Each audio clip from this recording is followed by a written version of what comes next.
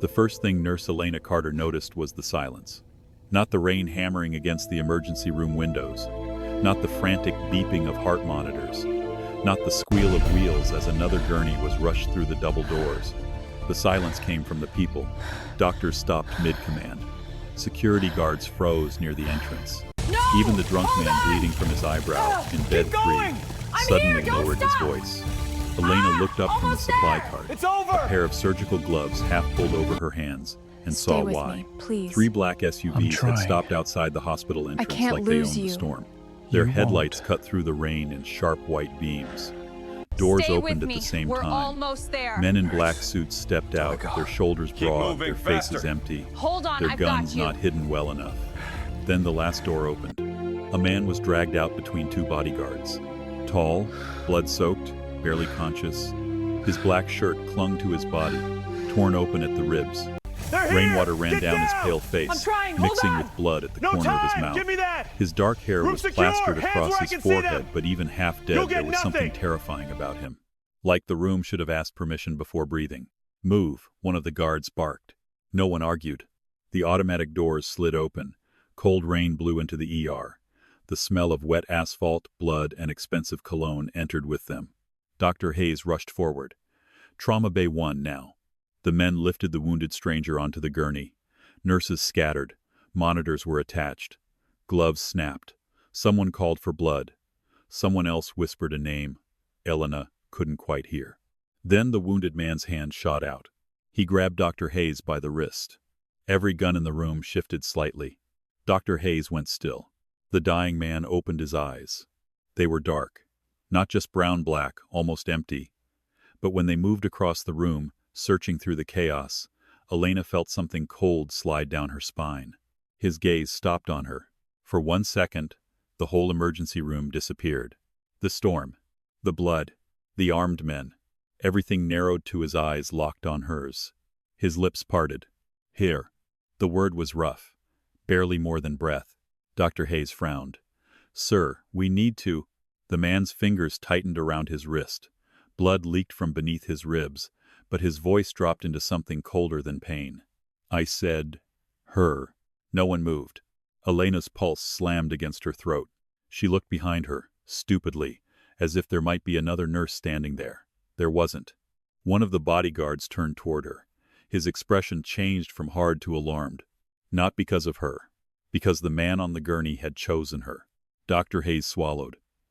"Nurse Carter?" Elena's mouth went dry. "I'm not trauma lead," she said quietly. The wounded man's eyes never left her. "I know," he whispered. A chill moved through the room. Elena didn't know him. She was sure of it. She would have remembered a face like that. A face made for danger, power, and terrible decisions. But he knew her name. The bodyguard closest to the bed leaned down toward him.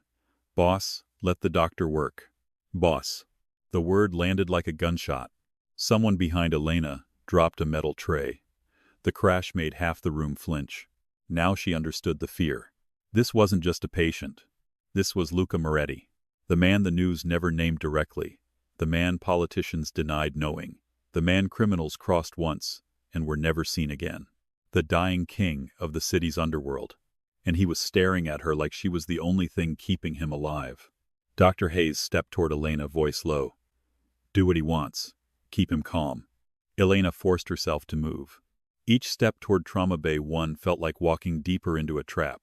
When she reached the gurney, Luca's blood-stained fingers lifted slightly from the sheet, not reaching for the doctor, not reaching for his guards, reaching for her. Elena hesitated. Then she took his hand. His skin was cold. His grip was weak, but the moment her fingers touched his, the monitors steadied for half a second. His gaze softened. Not much. Just enough to terrify her more. "You came," he breathed. Elena's heart stopped. "I don't know you," she whispered. Something like pain crossed his face. Then his lips curved faintly, almost cruelly, almost broken. "You will." The monitor screamed. His body convulsed. Doctors surged forward. The bodyguards shouted. Someone locked the ER doors from the inside. And as Elena was shoved toward the head of the bed, Luca Moretti's hand tightened around hers with the last strength he had. Outside, another black SUV pulled into the ambulance bay. Then another. Then another. By midnight, the entire hospital would be surrounded. And Elena Carter still had no idea that the most dangerous man in the city had not come to the hospital to survive. He had come for her. Top of form. Bottom of form. For 3 minutes, Elena Carter existed only inside the sound of Luca Moretti dying. The monitor screamed above her. Doctors shouted over one another. Blood soaked through fresh gauze almost as soon as it touched his skin. Pressure's dropping. Get another unit in here. Move, move, move. Elena stood at the head of the trauma bed, one gloved hand gripping the oxygen mask against Luca's face, the other still trapped in his cold fingers. He shouldn't have had the strength to hold her. But he did. Even unconscious, even bleeding out beneath harsh white emergency lights, Luca Moretti held onto her like letting go would be worse than death. Carter, Dr. Hayes snapped. Stay with him. I am. No. Keep him calm. Elena looked down at the man on the bed. Calm? There were bullet wounds in his torso. 2 broken ribs, maybe more. His pulse was weak. His skin was turning gray beneath the blood and rain. Armed men stood outside the trauma bay, with murder in their eyes. The hospital was locked down. The city's most feared crime boss had just whispered her name like a secret no one was supposed to hear. And she was supposed to keep him calm. Luca's lashes fluttered. His eyes opened halfway. Elena leaned closer despite herself. Mr. Moretti, listen to me. You're in the ER. We're helping you. His gaze found hers through the blur of pain. For a second, all the violence in him disappeared. He looked almost human. Almost lonely. Don't leave, he rasped. Elena felt the words somewhere deeper than she wanted to. I'm not leaving. His grip weakened. You always say that. Her breath caught. Before she could answer, Dr. Hayes pushed in beside her. We need to move him to surgery now. One of Luca's men stepped forward. No. Every doctor in the room froze. Dr. Hayes turned slowly. Excuse me? The bodyguard's jaw tightened. No surgery until she comes. Elena stared at him. I'm an ER nurse. I'm not scrubbed for surgery. The bodyguard's expression didn't change. Then scrub in. That's not how this works. Another monitor shrieked. Dr. Hayes cursed under his breath. He doesn't have time for this. The tallest guard stepped closer. He had a scar down the side of his face and eyes that looked like they had watched men beg. You don't understand, he said quietly.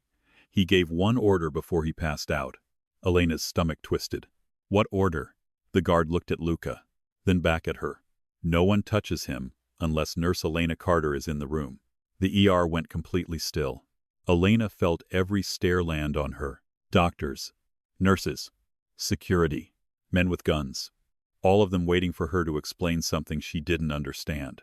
I don't know him, she said again, but this time her voice sounded weaker. The scarred guard studied her face like he was looking for a lie. Then, very softly, he said, maybe you don't remember. The words hit Elena harder than they should have.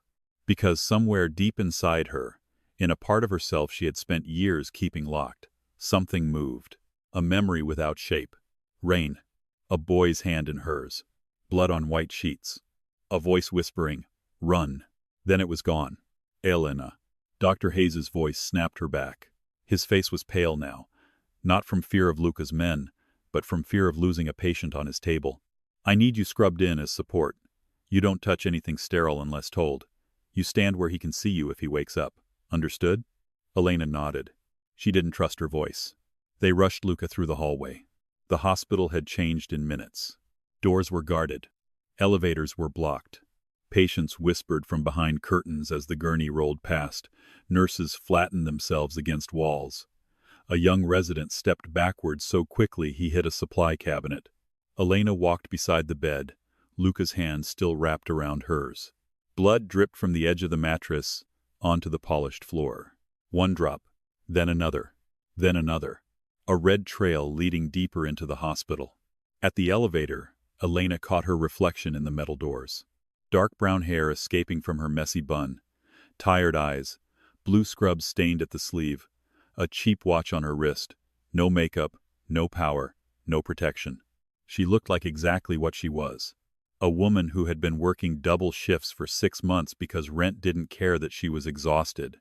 A nurse who ate vending machine crackers for dinner. A daughter who no longer had parents to call when life got too heavy. A woman so used to being invisible that being chosen by the most dangerous man in the city felt less like desire and more like a death sentence. The elevator doors opened. Luca's men entered first, then the gurney, then Elena. The doors slid shut, trapping them inside the small mirrored box. For a moment there was only the hum of machinery and Luca's shallow breathing. The scarred guard stood across from Elena. "You really don't remember him?" he asked. Elena looked down at Luca's bloodied face. "No." The guard's eyes lowered, almost with pity. "He remembered you." Elena swallowed. "What does that mean?" Before the guard could answer, Luca moved. His fingers twitched around hers. His eyes opened, barely. The elevator lights passed over his face in cold flashes. "Elena," he whispered. She bent closer. "I'm here." His mouth tightened, like even her nearness hurt. "Don't trust the doctor." Elena's blood went cold. Dr. Hayes stood right behind her. For one terrifying second, no one breathed. Then Dr. Hayes forced a sharp laugh. "He's delirious. Blood loss, hypoxia, shock. Don't listen to him." But Luca's eyes didn't leave Elena. Not once. "Not Hayes," he rasped. Elena's pulse jumped. Dr. Hayes went silent. Luca's fingers tightened. The other one. The elevator doors opened. A surgical team waited outside. Among them stood a man Elena had never seen before. Tall, thin, calm, wearing a mask already pulled over half his face. His badge read, Dr. Samuel Voss. He smiled when he saw Luca on the gurney. But he did not look at the wound. He looked at Elena, and for half a second his smile disappeared. Then Luca's monitor began to crash again. Everything exploded into motion. They rushed him toward the operating room. Nurses shouted. The anesthesiologist moved fast. Gloves snapped. Steel instruments gleamed beneath bright lights. Elena scrubbed in with shaking hands. She told herself she had seen worse. She had held children through seizures. She had cleaned blood off strangers' skin at 3 a.m. She had listened to dying women ask for husbands who never came. She had learned young that panic was a luxury nurses couldn't afford. But nothing prepared her for the feeling of standing beside Luca Moretti while men outside the operating room decided how many people they would kill if he didn't wake up. Surgery began. The first bullet came out slick with blood. The second was deeper. Too deep. Dr. Hayes worked with terrifying focus. Whatever fear he had, he buried it under skill. His hands did not shake. Elena stood near Luca's head, watching his face beneath the oxygen mask. Twice, his blood pressure dropped. Twice, the room nearly lost him. And each time, when Elena spoke his name, something changed. "Luca," she said once softly, without thinking. His heart rhythm steadied. Dr. Hayes glanced at her. So did everyone else. Elena pretended not to notice. But Dr. Voss noticed most of all. He stood near the back of the operating room, too still for a man assisting in emergency surgery. His eyes kept moving from Luca to Elena. Elena felt it like a blade against the side of her neck. After the 3rd hour, Luca was alive. Barely, but alive. When the final sutures were placed and the room exhaled, Elena stepped back on weak legs. Her hands trembled inside her gloves. Her chest ached from holding her breath for too long. Dr. Hayes pulled off his mask. "He needs ICU, private wing. No visitors except essential staff." One of Luca's men nodded from the doorway. "Already arranged." Of course it was. Men like Luca Moretti did not ask hospitals for rooms. They took floors. They moved him before dawn. The hospital's private wing had been emptied so quickly it felt unreal. Patients transferred, staff reassigned, security cameras checked, armed men posted at both ends of the corridor. Elena should have gone home. Her shift had ended 2 hours ago. Her body begged for sleep. Her feet throbbed. Her hair smelled like antiseptic and rainwater. Her stomach twisted with hunger. But every time she moved toward the door, one of Luca's guards looked at her. Not threatening. Waiting. As if she was part of an instruction, none of them dared disobey. Finally, Elena stepped into the private ICU room. Luca lay beneath white sheets, too still for a man who had made an entire hospital tremble. Tubes ran from his arms. Machines breathed rhythm around him. His face was cleaner now, the blood wiped away, revealing the sharp lines beneath. He was younger than the rumors made him sound. Maybe mid-30s. Not old enough to carry that much darkness. Not young enough to be innocent. Elena stood beside his bed. The city outside was still soaked in rain, dawn only beginning to silver the edges of the windows. For the first time all night there was quiet. Real quiet. Not fear. No shock. Just the exhausted silence after survival. She should have hated him. A man like him meant violence. Bodies. Bribes. Families destroyed in whispers. He was the kind of man nurses saw only after the damage was done. But lying there unconscious, his hand open against the sheet, he looked less like a monster and more like someone who had spent his whole life fighting sleep. Elena hated that she noticed. She hated more that something inside her felt pulled toward him. Not attraction. Not yet. Something older. Something buried. She turned to leave. His voice stopped her. You still hum when you're scared. Elena froze. Her heart punched once against her ribs. Slowly, she turned back. Luca's eyes were open, weak, heavy, but awake. She hadn't realized she had been humming. It was something she did when she was nervous. A quiet habit from childhood. One her mother used to tease her for. One no one at the hospital had ever noticed. No one living should have known that. Elena stepped closer. How do you know that? Luca looked at her like the answer would ruin them both. For the first time since he entered the hospital, fear crossed his face. Not fear of death. Fear of telling her the truth. Elena, he said quietly, when you were 12 years old you saved my life. The room tilted. She gripped the rail of his bed.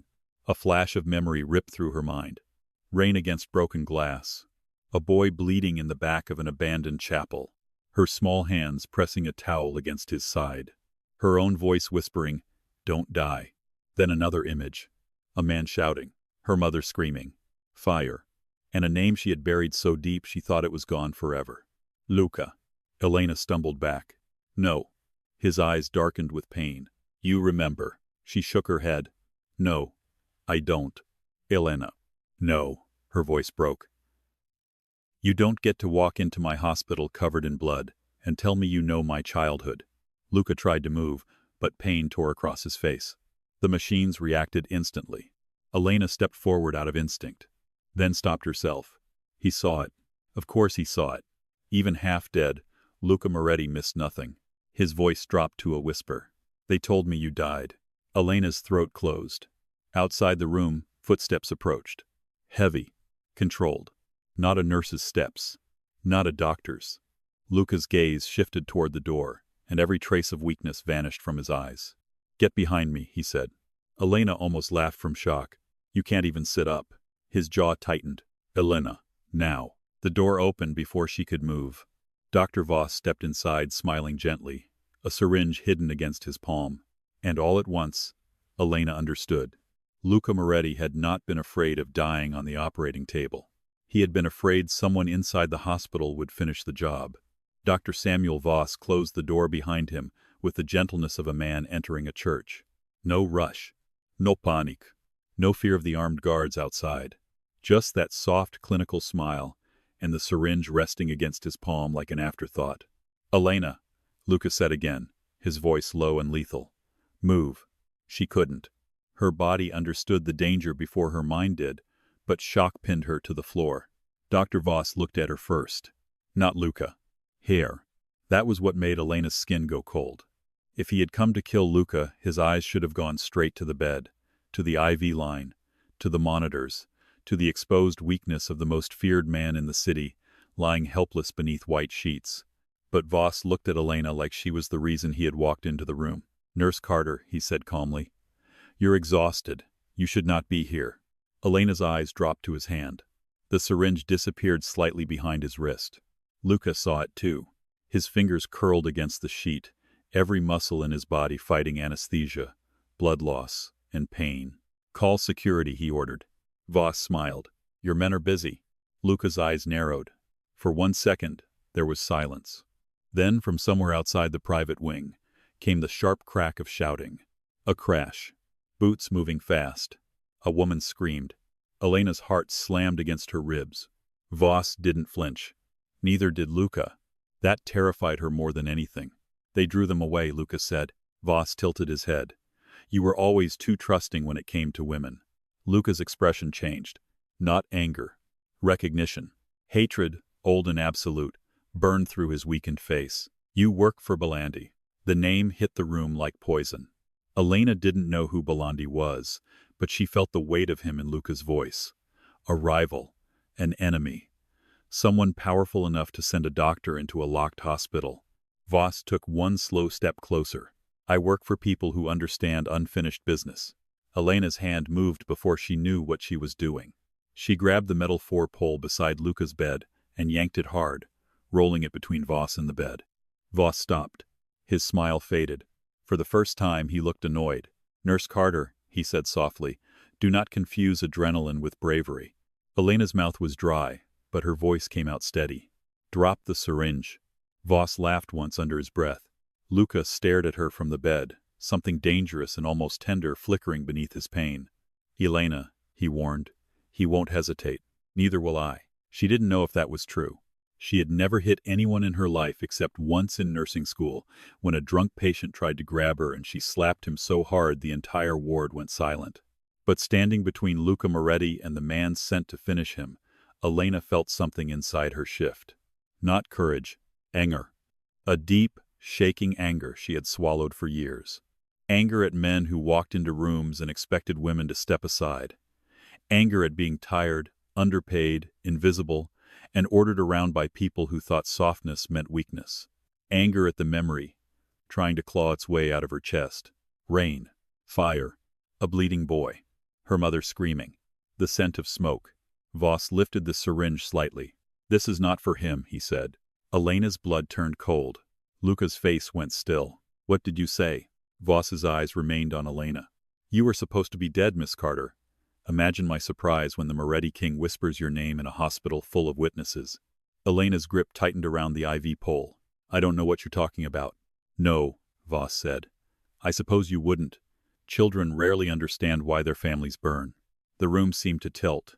The machines around Luca beeped steadily, too normal for the violence suddenly rising in Elena's chest. Her family. Burned. Words she had spent 20 years pushing into the dark. Luca tried to sit up. Pain ripped through him instantly.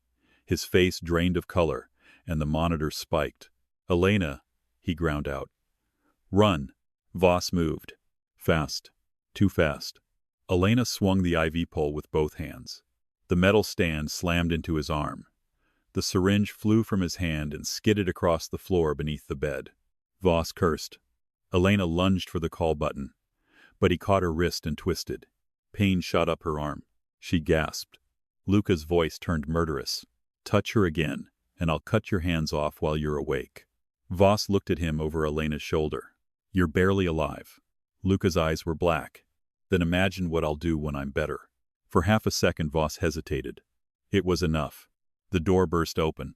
The scarred bodyguard from the elevator came in first, gun raised. 2 more men followed, weapons drawn, faces cold with violence. Voss released Elena instantly. "Step away from her," the scarred guard said. Voss lifted both hands slowly. Elena backed toward the bed, her wrists throbbing. Luca's gaze swept over her face, down to her arm, then back to Voss. The room changed. Every man felt it. The air became heavier. Luca Moretti did not raise his voice. He didn't need to. "Matteo," he said. The scarred guard's jaw hardened. "Yes, boss. Take him somewhere quiet." Voss's calm cracked. "You kill me, and Belandi releases everything." Luca's expression did not change, but Elena saw the faint shift in his eyes. Everything. Whatever that meant, it mattered. Matteo stepped closer. Voss looked at Elena again, and this time there was no smile. Only venom. "You think he saved you because you're special." Elena said nothing. Voss's mouth curved cruelly. "He is the reason your mother died." The words struck harder than any hand could have. Elena stopped breathing. Luca's face went white. Not from blood loss this time. From guilt. Real, living guilt. The kind that didn't need proof because it had been rotting inside him for years. Elena turned slowly toward him. "No," Luca said, but his voice was too soft. Too broken. Voss saw it and smiled. "There it is." Matteo grabbed him by the collar and slammed him against the wall. But the damage was done. Elena stared at Luca, and the hospital room became something else. Not white walls. Not machines. Not rain-damp glass. A house at night. Her mother's hands gripping her shoulders. A whisper in the dark. "Elena hide." Then the crack of gunfire. Then flames rising behind the curtains. Then a boy with dark eyes dragging her through smoke, blood pouring down his side. Run, he had told her. But she had not known his name then. Or maybe she had. Maybe she had known and forgotten, because remembering would have destroyed her. Elena, Luca said. She stepped back. His hand lifted weakly toward her, but the gesture only made her stomach twist. What did he mean? Luca's silence was answer enough. The guards in the room stopped moving. Even Voss stopped smiling. Elena felt suddenly exposed, as if every secret in her life had been dragged into the light while she stood there in blood-stained scrubs. What did he mean, Luca? He flinched when she said his name. Not because it hurt him. Because it didn't. Because some part of her knew him, and they both felt it. Luca swallowed, pain tightening his jaw. I didn't kill your mother, but you know who did. His eyes darkened. Yes. Elena's hands trembled. And you never came back? Luca looked away. The motion was small, devastating.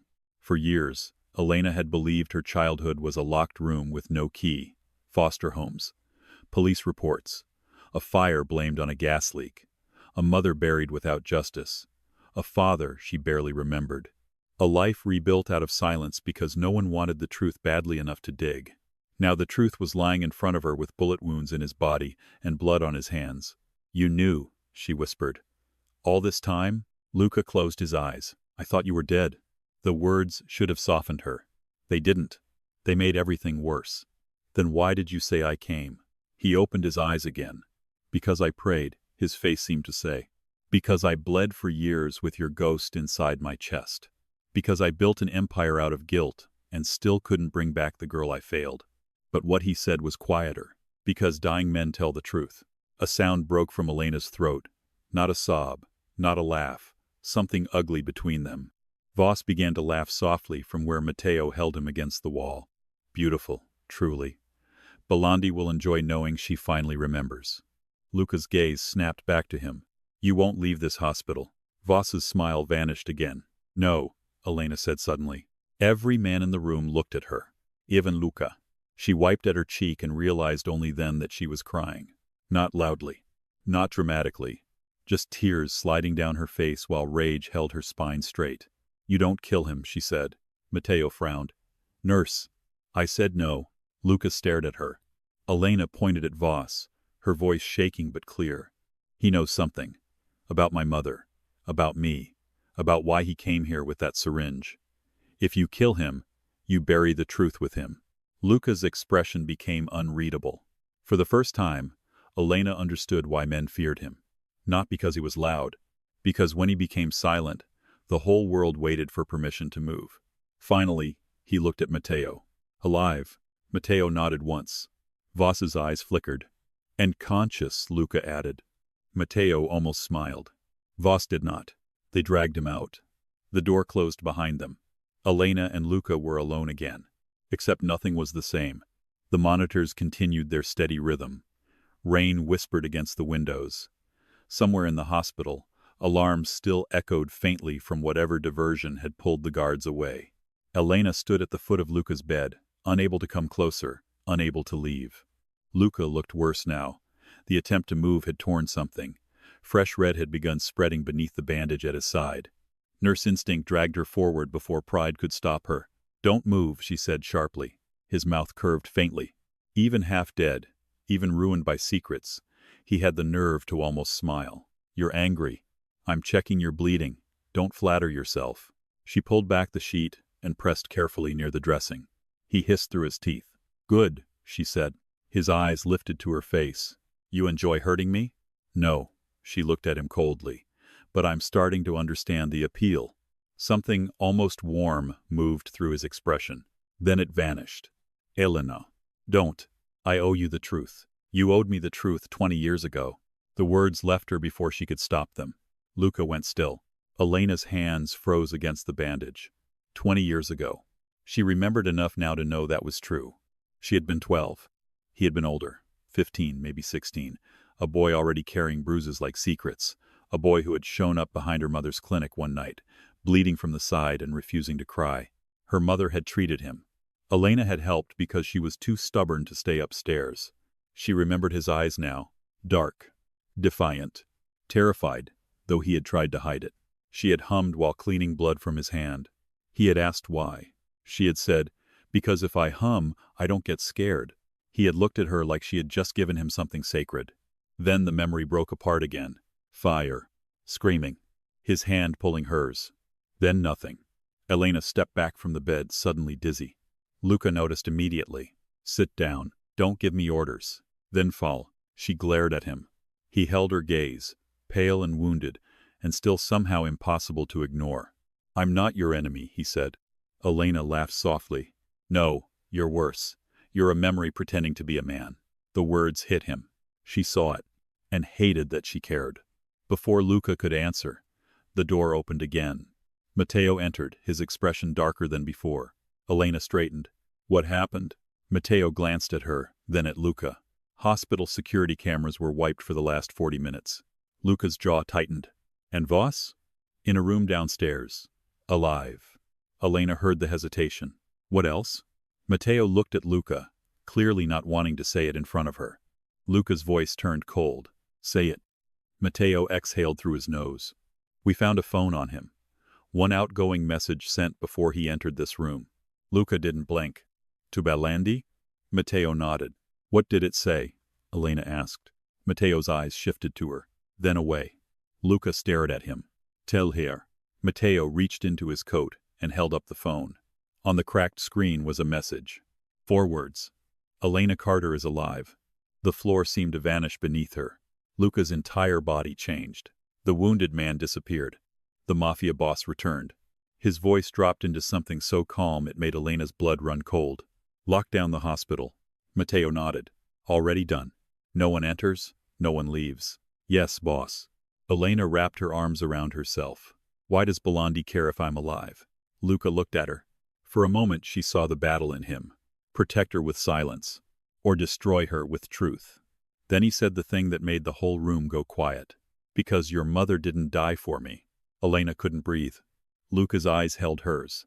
She died hiding something Balandi still wants. Matteo shifted by the door, suddenly alert. Elena's voice came out barely above a whisper. "What?" Luca's gaze lowered to the silver chain around her neck. The necklace she had worn since childhood. A small, oval locket, the only thing found on her after the fire. Her fingers rose slowly to touch it. Luca's expression hardened. "Elena," he said carefully, "do not open that." Too late. Her thumb pressed the tiny clasp. The locket clicked open. Inside was not a picture. Not a keepsake. Not a prayer. It was a folded strip of old paper, hidden behind the metal backing. Elena pulled it free with trembling fingers. The paper was yellowed with age, thin as breath. On it were 3 handwritten words. "The Black Chapel." Luca went completely still. Matteo cursed under his breath. Elena looked between them. "What is the Black Chapel?" Neither man answered. Then the lights went out. The darkness did not fall. It swallowed. 1 second. Luca Moretti's hospital room was washed in cold white light, rain trembling silver against the windows, machines blinking beside his bed. The next, everything vanished. The monitors went black. The hallway outside disappeared. The steady mechanical rhythm keeping Luca alive cut into a thin, dying whine. Then silence. Elena froze with the open locket in her hand. For one breath, nobody moved. Then Luca's voice came through the dark. "Elena, down." She dropped. Glass exploded behind her. The window burst inward as gunfire ripped through the private ICU suite. Bullets tore across the room, shredding curtains, shattering equipment, punching into the wall above Luca's bed. Matteo lunged forward, grabbed Elena by the back of her scrub top, and dragged her across the floor as more gunfire sprayed through the darkness. She hit the ground hard, pain shooting through her hip. The strip of paper slipped from her fingers. The Black Chapel. She reached for it blindly. "Elena!" Luca snarled. A bullet struck the bedrail inches from his body. Even wounded, even unable to stand, his voice cut through the chaos like a blade. "Forget the paper." "No." She crawled toward it. Another burst of gunfire lit the room in violent white flashes. In those flashes, Elena saw impossible things in pieces. Matteo firing toward the shattered window. Luca tearing the IV from his arm with his teeth clenched. Rain blowing through broken glass. A black rope dropping from the roof outside. Men coming down the side of the building. Not intruders from the lobby. From above. They had planned this. They had waited until the locket opened. Then they came for her. Elena's fingers closed around the old paper. A hand grabbed her ankle. She screamed. A man in black had climbed through the broken window, rainwater dripping from his mask, one gloved hand clamped around her leg. Matteo turned too late. The man yanked Elena backward, across broken glass. Pain sliced across her palm as she tried to grip the floor. Luca moved. He should not have been able to. No man with fresh bullet wounds, torn stitches, blood loss, and anesthesia in his veins should have been able to throw himself off an ICU bed. But Luca Moretti did. He crashed to the floor with a sound that made Elena's stomach twist, ripping wires from his chest, blood blooming red beneath his bandages. Then he grabbed the fallen metal tray beside him and slammed it into the attacker's face. The man dropped Elena. Matteo fired once. The attacker fell backward against the window frame and vanished into the rain. Elena scrambled toward Luca.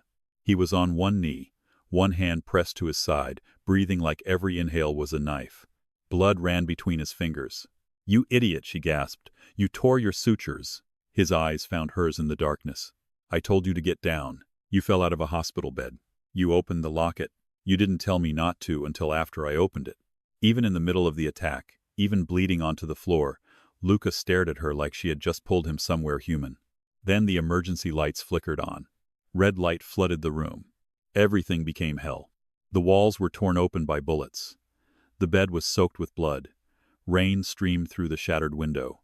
Matteo stood near the door, gun raised, speaking fast into a hidden earpiece. "They're in the west stairwell.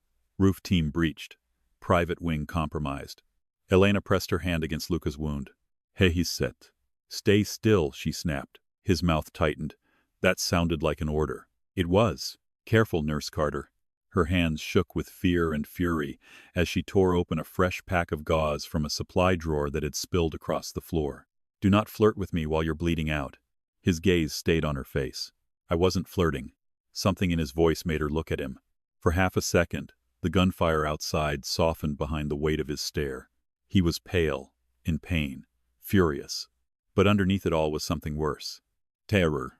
Not for himself. For her. That truth hit Elena harder than the darkness had. Matteo moved to the door. "We have to move." Luca shook his head. "Safe room. This floor is breached." Then the old wing. Matteo stopped. His eyes flicked toward Elena. Luca saw it. No more hiding things from her. Elena's breath came shallow. "What old wing?" Matteo looked like he would rather be shot again than answer. Luca's voice turned colder. "The one beneath the hospital." Elena stared at him. "There's no wing beneath this hospital." "Yes," Luca said, "there is." The red lights pulsed over his face. For the first time, Elena saw not just the Mafia boss, not just the wounded man, but the boy from the rain. The boy her mother had hidden.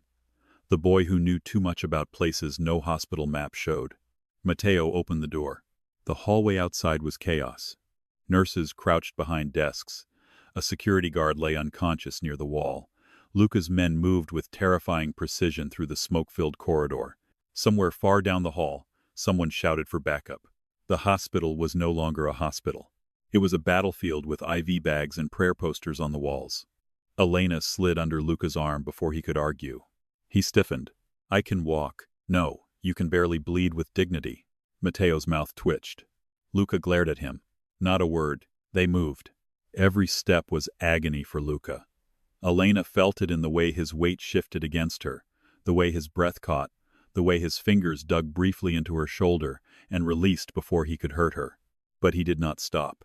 They slipped through a staff corridor Elena had used 100 times, past linen carts and locked medication rooms, past frightened nurses who stared at Luca like death had put on a hospital gown and learned to walk. At the service elevator, Matteo punched in a code Elena had never seen. The panel flashed red. "Denied." Matteo cursed. Luca leaned forward, face slick with sweat, and pressed his thumb against the scanner hidden beneath the emergency key slot. The panel turned green. Elena went cold. "Why does this hospital recognize your fingerprint?" Luca did not answer. The elevator opened. They stepped inside. The doors closed on gunfire. For the second time that night, Elena stood in a small metal box with Luca Moretti bleeding beside her and secrets pressing against the walls.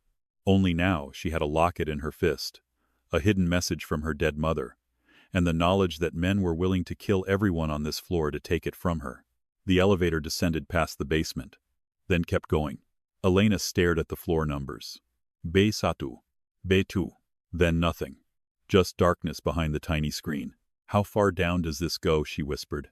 Matteo said nothing. Luca's breathing grew rougher. Elena pressed harder against the bandage at his side. Talk to me. Stay awake. His eyes shifted to her.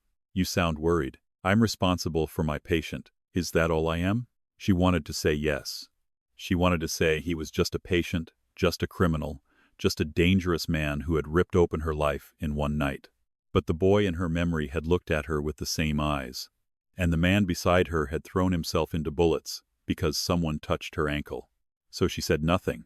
Luca's mouth curved faintly, but his eyes were heavy. Elena, don't. If I lose consciousness, you won't. If I do, he continued, voice thinning, don't let Matteo take you to the chapel. Matteo's head snapped toward him. Boss. Elena looked between them. What does that mean? Luca swallowed hard. His knees almost buckled. Elena tightened her hold around him. Luca. His eyes found hers. For one terrible second, all the walls he carried fell away.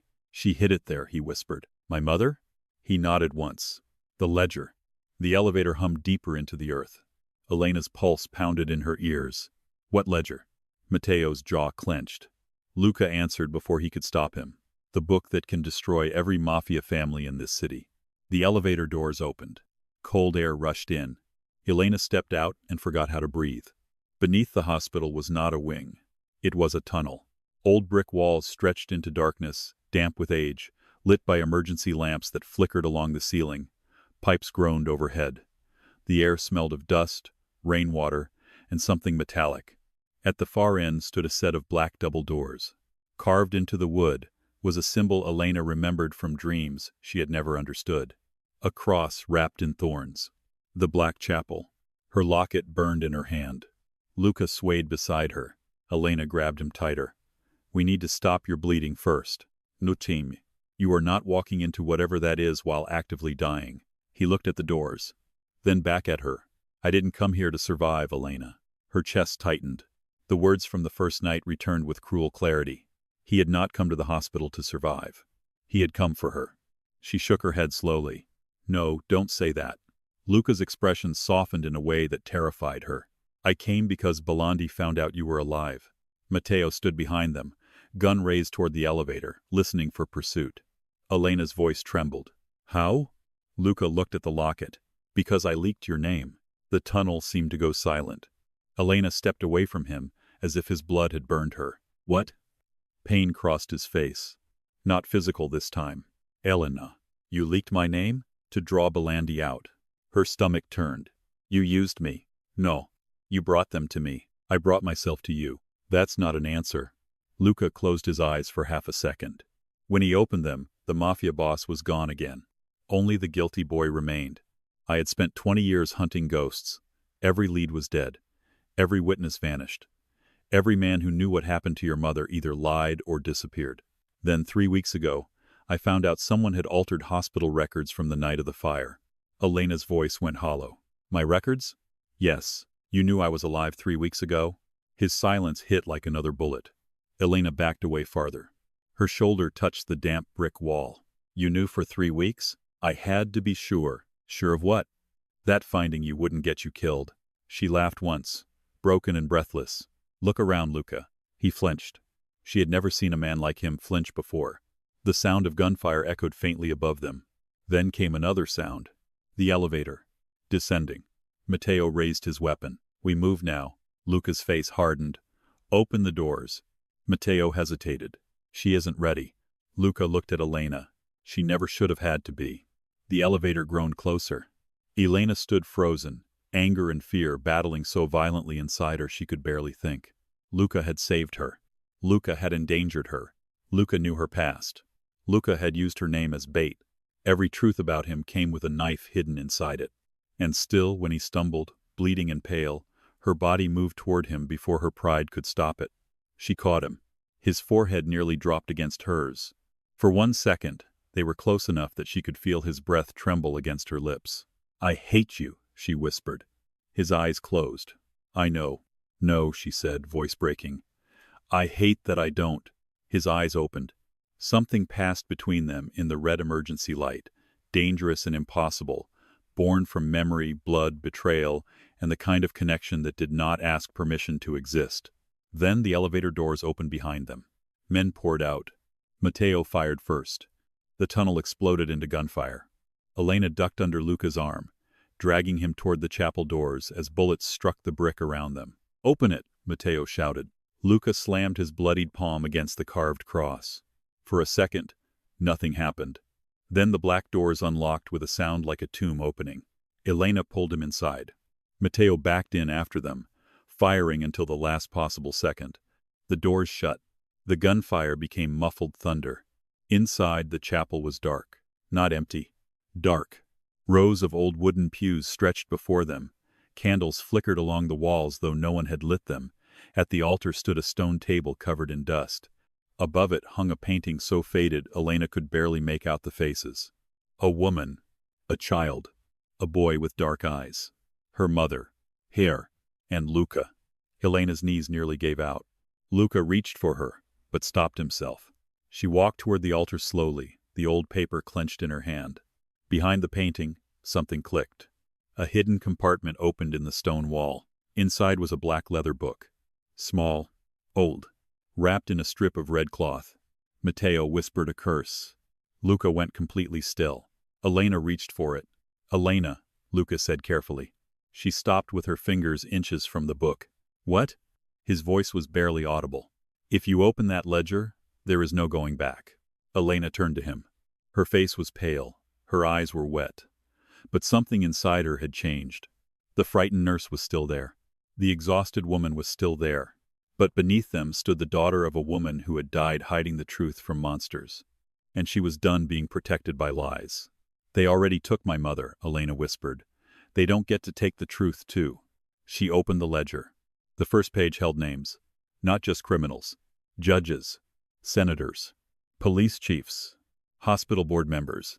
And at the bottom, written in her mother's handwriting, was one final line. If Elena is alive, tell her Luca Moretti is not the boy who betrayed us. Elena stopped breathing. Slowly, she looked up at Luca. His eyes were fixed on the page, his face shattered by something like relief and grief at once. Before either of them could speak, a voice came from the shadows behind the altar. Touching. Elena spun around. A man stepped into the candlelight. Silver hair. Black suit. A face calm enough to be terrifying. Matteo lifted his gun, but 3 red laser dots appeared on his chest. Luca's entire body went rigid. The man smiled at Elena. Your mother was always sentimental. Elena gripped the ledger against her chest. Luca's voice turned colder than death. Bellandi. The man's smile widened.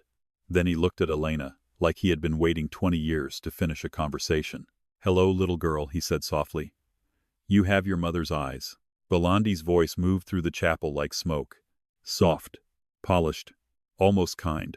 That made it worse. Elena stood in front of the altar, with the black ledger pressed against her chest, the old leather cold beneath her blood-stained fingers.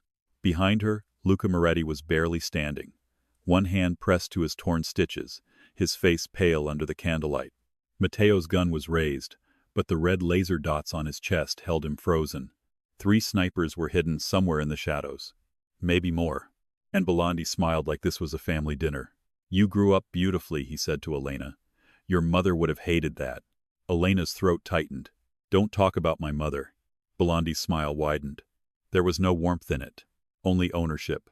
I talked to your mother many times. She was stubborn, brave, very foolish. She believed secrets could protect children. His gaze dropped to the ledger. Secrets only delay the inevitable. Luca shifted forward, but pain seized him. His breath broke. Elena heard it and almost turned. Bellandi noticed. Of course he noticed. His eyes moved between them with cruel amusement. So it's true, he murmured. After 20 years, the Moretti boy still looks at you like a wound that never closed. Luca's voice was quiet. Let her walk out. Bellandi laughed softly. Lit here? He stepped closer to the altar. The candlelight revealed more of his face now. He looked older than Elena expected, maybe in his 60s, but his age did not soften him. It sharpened him. His silver hair was combed perfectly back. His black suit looked dry and untouched, as if rain, blood, and fear knew better than to stain him. "Luca," Belandi said, "you are bleeding through hospital gauze in a basement chapel. Your men are cut off upstairs. Your doctor is dead or soon will be. And the girl you tried so hard to protect is standing exactly where I wanted her." Elena's pulse went cold. "You wanted me to open it." Belandi looked at her then, and for the first time, she saw satisfaction beneath the mask. "I wanted your blood near it." Elena glanced down. Her palm was bleeding from the broken glass upstairs. A thin red smear marked the black leather cover. Luca's expression changed. "No." Belandi's eyes shone. "Your mother was clever. She locked the chapel compartment so only your bloodline could open it. I spent 20 years searching for a dead girl because your mother chose sentiment over obedience." Elena's fingers tightened around the ledger. "You burned our house for a book?" Belandi's smile faded. For one breath his face became empty. Then he said, "I burned your house because your mother forgot her place." The words struck Elena so hard she almost stepped back. Luca moved before she could collapse into the pain of them. He placed himself between her and Belandi. It cost him. She saw the exact moment his body nearly failed. His shoulder dipped. Blood slid under his palm. His breathing became shallow and harsh. But he still stood in front of her, like a wall made of rage and ruined devotion. Belandi looked almost entertained. "How romantic," he said. "The dying wolf guarding the lamb." Elena's voice came from behind Luca, trembling but clear. "I'm not a lamb." Luca did not turn. But something in his posture changed. Pride. Fear. Both. Belandi's gaze sharpened on her. "No," he said softly. "Perhaps not. Your mother wasn't either. That's why she screamed so beautifully before the end." Luca lunged. Not with strength. With fury. Matteo grabbed him around the chest just before he could take another step. "Boss," Matteo hissed. "No." Luca fought him for half a second, teeth clenched, eyes black with murder. Elena had never seen hatred like that. It frightened her. It also answered something inside her. Whatever else Luca had done, whatever secrets he had kept, this grief was not a performance. His guilt was not polished enough to be fake. His rage came from the same place her pain did, from a night neither of them had survived whole. Belandi lifted one hand. The red laser dots on Matteo's chest rose to his throat. "Careful," Belandi said. "I would rather not kill the loyal dog in a church. It feels dramatic even for me." Matteo froze. Luca's breathing shook. Elena stepped out from behind him. "Elena," Luca warned. She ignored him. Belandi's eyes warmed with interest. "There she is." Elena held the ledger tighter. "You want this?" "Yes." "Then let them go." Belandi tilted his head, still bargaining from weakness. "How American." "I'm not bargaining." "No?" "No." Elena swallowed, forcing her voice not to break. "I'm deciding how much damage I can do before you kill me." The chapel went silent. Even Luca looked at her. For the first time, Belandi's smile disappeared completely. Elena felt fear move through her body like ice water, but beneath it was something steadier. She had spent most of her life being careful. Careful in foster homes. Careful with landlords. Careful with doctors who snapped orders like nurses were furniture. Careful with men who mistook exhaustion for obedience. Careful with every memory that hurt too much to touch. But Careful had never saved her mother. Careful had never brought answers. Careful had only kept her alive long enough to stand in this chapel holding the truth. She opened the ledger again. Belandi's eyes flicked to the pages. "Close it." Elena turned one page. Then another. Names. Payments. Dates. Photographs pressed between sheets. Police reports rewritten. Judges bought. Deaths staged as accidents. Hospital records altered. Children erased. Her breath caught when she saw her mother's name. Dr. Elena Carter. Beside it, in black ink, one sentence. Refused transfer of original ledger. Protected minor witness. House fire authorized. Elena stared until the letters blurred. Authorized. Not accident. Not tragedy. Authorized. Her mother's death had been signed like paperwork. Luca's voice came behind her, low and broken. "Elena." She could not look at him. If she did, she might fall apart. Belandi stepped closer. "That book is wasted on you." Elena lifted her eyes. "My mother died for it." "Your mother died because she believed morality could survive power." She was right. Belandi smiled again, faintly. Child, power is the only morality that lasts. Then he moved his hand. One of the red dots slid from Matteo's throat to Elena's chest. Luca's voice turned monstrous. Belandi. The old man did not look at him. Give me the ledger, Elena. Her name in his mouth made her skin crawl. No. The red dot centered over her heart. Luca tried to step forward. Matteo held him back with both arms now. Belandi watched Elena carefully. You think he can save you? He asked. Elena glanced at Luca. Blood on his side, rage in his eyes, desperation beneath it. A man powerful enough to terrify a hospital, yet helpless because she stood between him and a bullet. No, Elena said quietly. I don't. Something in Luca's face cracked. Belandi's smile returned. Elena looked back at Belandi. I think he already did once. And it ruined both of us. The words landed softly, but Luca felt them. She knew he did. For a moment the chapel became too quiet. Then Belandi sighed. How touching. Truly. But sentiment makes people predictable. His eyes flicked to the shadows. Take it. A man stepped from behind the right column. Then another from the left. Both armed. Both moving toward Elena. Luca ripped free from Matteo with a sound that was almost animal. But he was too slow. His body betrayed him before his enemies could. He stumbled hard, catching himself on the edge of a pew. Elena saw the blood spill through his bandage. More than before. Too much. The nurse in her screamed. The woman in her burned. Belandi's men came closer. Elena backed toward the altar. Her heel hit the stone step. She glanced down. Candles. Old brass candle holders.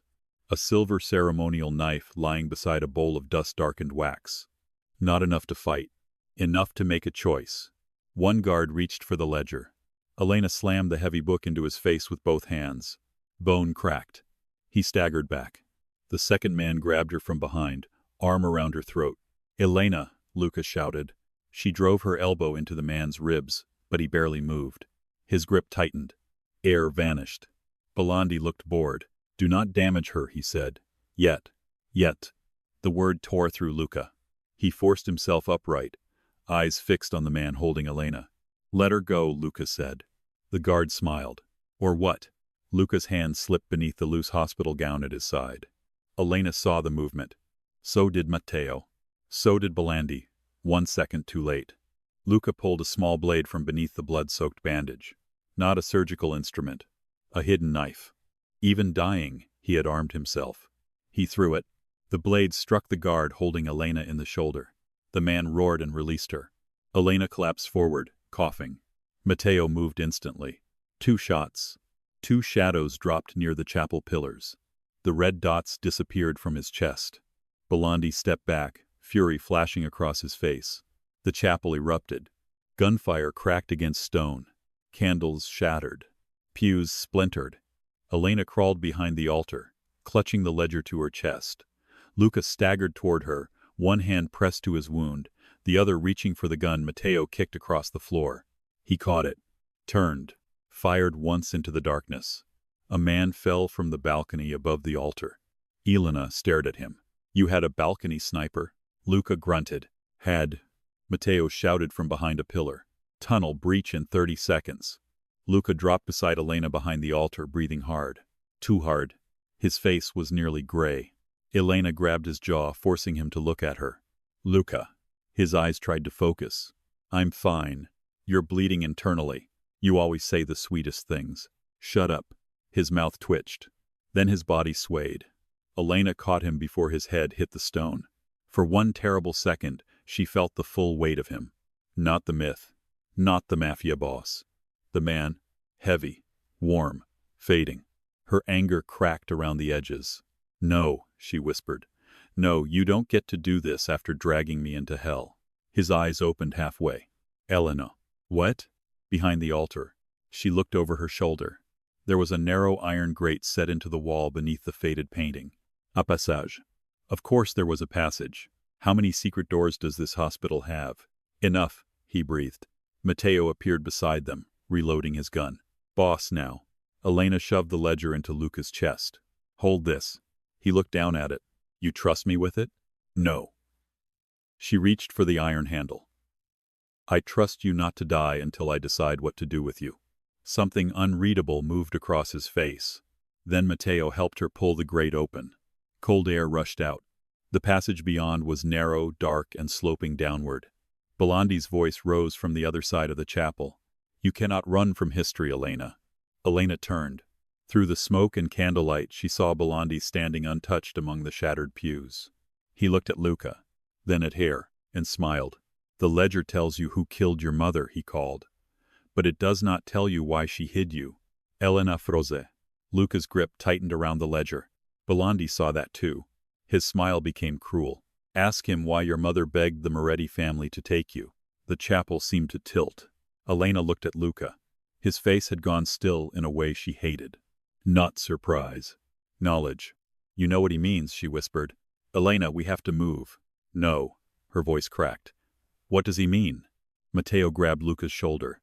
Boss. Belandi stepped closer through the smoke. Tell her, Luca. Tell her what her mother was really protecting. Luca's eyes held Elena's. Pain. OS.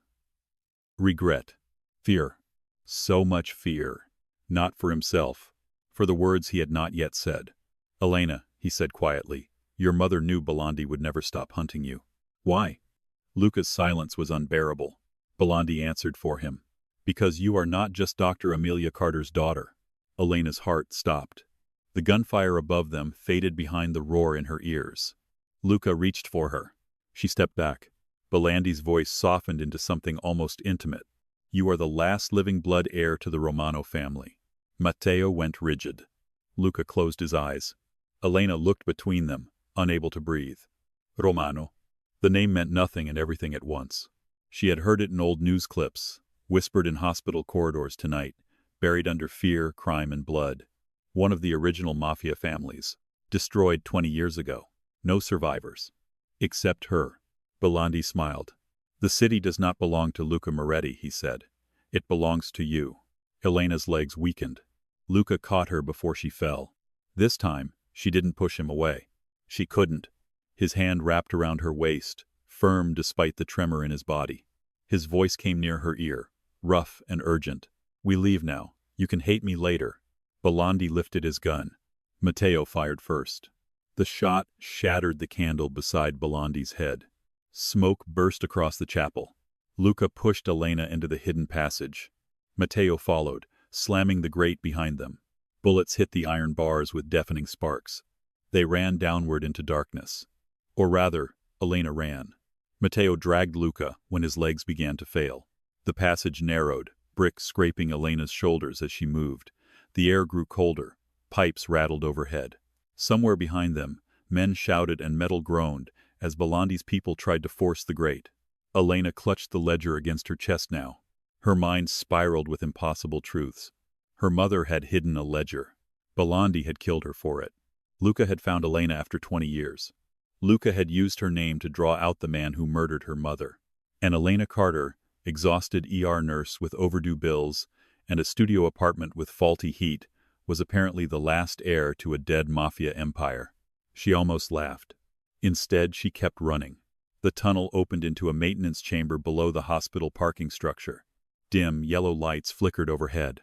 A black car waited there. Engine running. 2 of Luca's men stood beside it, guns drawn. Matteo opened the back door. Get in.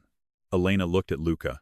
He was barely conscious now, his weight sagging against Matteo. His hospital gown was soaked through. No, he needs blood. Surgery. Real medical care.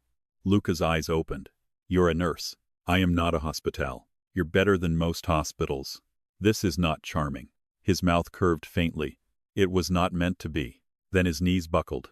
Elena caught him with Matteo's help, panic tearing through her anger. Luca. His head dropped against her shoulder. For 1 second, the dangerous man disappeared again, leaving only the boy from her memory bleeding into her arms. The boy she had once helped keep alive. The man who had just thrown himself between her and death again and again. Elena looked at Matteo. Where are you taking us? His answer came without hesitation. The Moretti estate. No. Matteo's jaw tightened. There's a surgical suite there. Blood supply. A doctor we trust. Elena stared at him. Of course there is. We stay here, Belandi gets her, Matteo said to Luca, though Luca could barely hear him. "We move now." Elena looked back toward the tunnel. Distant shouting echoed closer. Belandi was coming. She had seconds to choose. Hospital law. Or criminal sanctuary. The life she knew. Or the world her mother died, trying to keep her from. Luca's fingers moved weakly against her wrist. "Elena," he whispered. She looked down.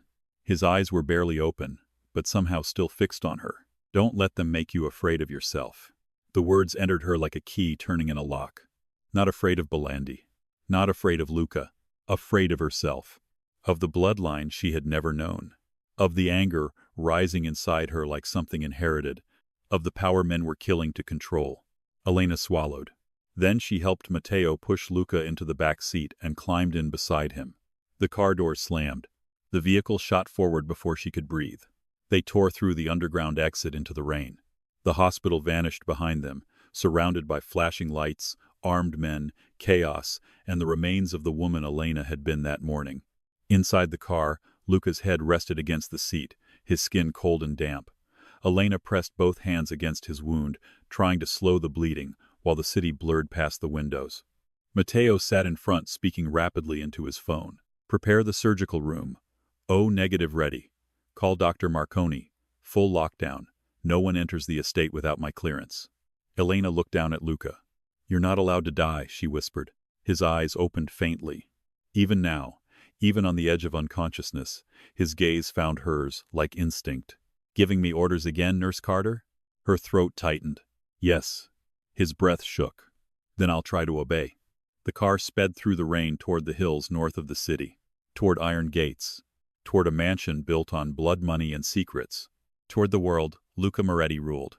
Toward the world Elena had apparently been born to inherit. And somewhere behind them, Belandi walked out of the black chapel without the ledger, without the girl, and without mercy. By sunrise, every Mafia family in the city would know Elena Carter was alive. By noon, half of them would want her dead. And by nightfall, Luca Moretti would force her to make a choice that would either save them both or turn her into the very thing her mother died trying to prevent. The Moretti estate did not look like a home. It looked like a fortress that had learned to wear marble. Iron gates rose through the rain at the top of a private road, black and towering, each bar tipped with sharp metal points. Cameras turned silently as the car approached. Floodlights cut across the windshield. Men with rifles stepped out from behind stone columns, faces hidden beneath black umbrellas and colder expressions. Elena barely saw any of it. Her hands were buried in Luca's blood. "Stay with me," she ordered, pressing harder against the wound in his side. Luca's head rested against the leather seat, his face pale beneath the streaks of dried blood. His breathing had turned uneven 5 minutes ago.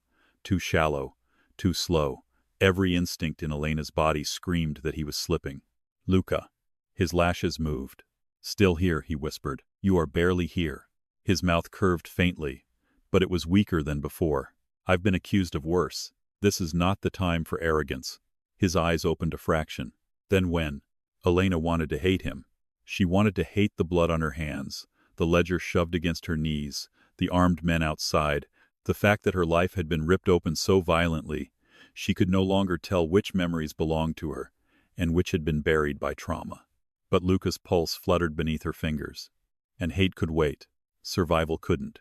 The car stopped so hard Elena lurched forward. Matteo threw open the door before the engine fully died. "Move!" The rain hit them like cold needles. Men rushed forward with a stretcher, but Elena refused to let go of Luca until they had him flat and moving.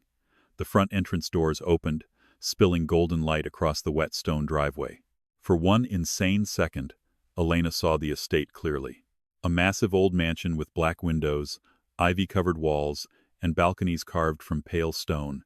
Statues guarded the steps like silent witnesses. Everything about it whispered money, violence, history, and loneliness. Then Luca's body jerked on the stretcher. Elena ran beside him. "Where's the surgical room?" "East wing," Matteo said.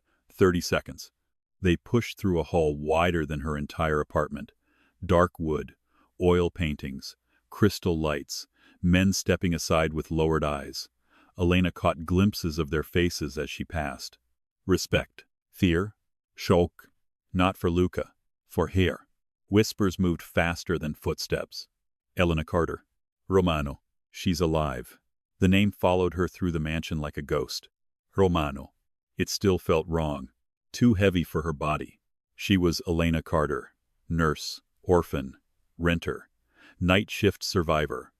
A woman who bought discounted coffee because the good kind felt irresponsible. She was not an heir to a mafia bloodline. She was not someone men bowed their heads to. She was not someone people killed to control. And yet every person in that mansion looked at her like the dead had returned wearing scrubs. They reached the east wing. 2 steel doors opened into a surgical suite, so clean and modern it made Elena stop for half a breath. It wasn't a makeshift room. It was better equipped than half the trauma bays she had worked in. Bright overhead lights. Steriletrice. Blood refrigerators. Monitors. Ventilator. Anesthesia cart. A private operating table waiting beneath white light. Of course, Luca Moretti had a hidden hospital inside his mansion.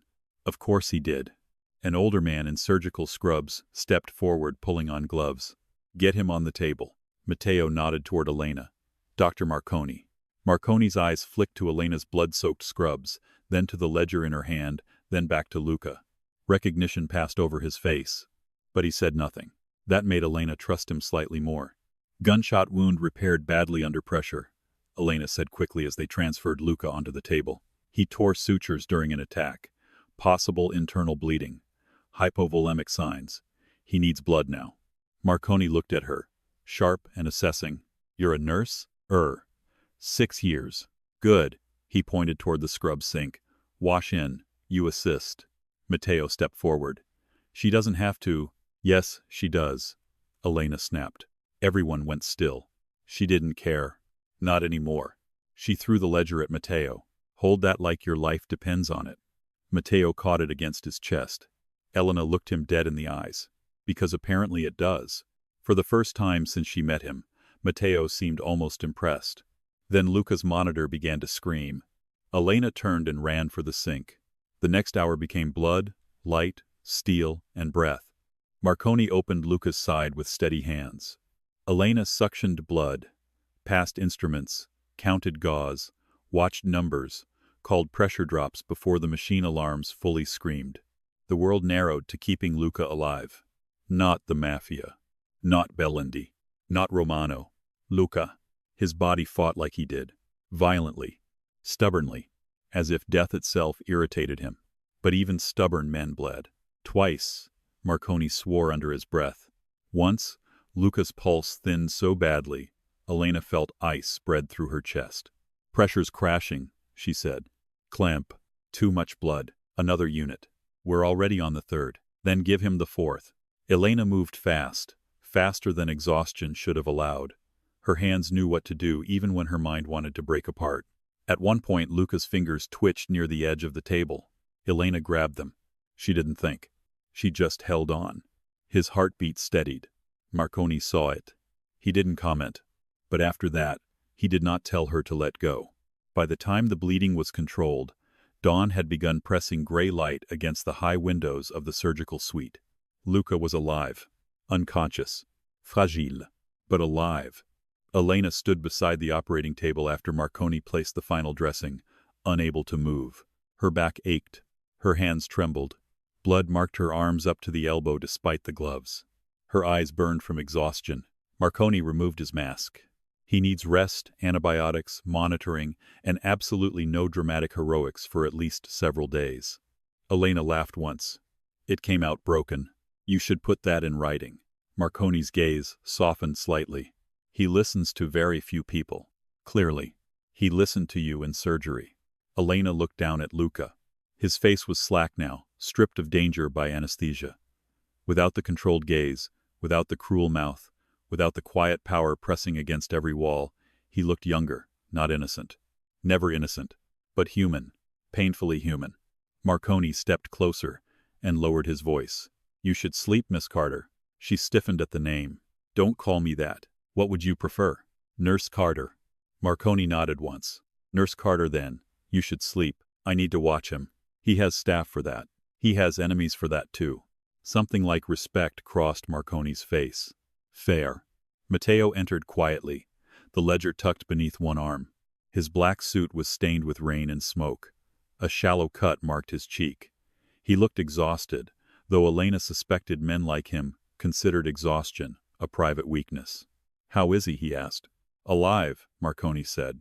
"Barely because he is stupid." Elena nodded. "Medically accurate." Matteo's mouth almost twitched again. Then his gaze moved to Luca, and whatever humor might have appeared vanished. "The families are moving." Marconi's expression hardened. Elena looked between them. "What families?" Matteo hesitated. Elena was too tired to tolerate hesitation. "If one more man in this house decides I'm too fragile for information, I will start throwing surgical instruments." Matteo looked at Marconi. Marconi lifted both hands slightly. "I believe her." Matteo exhaled.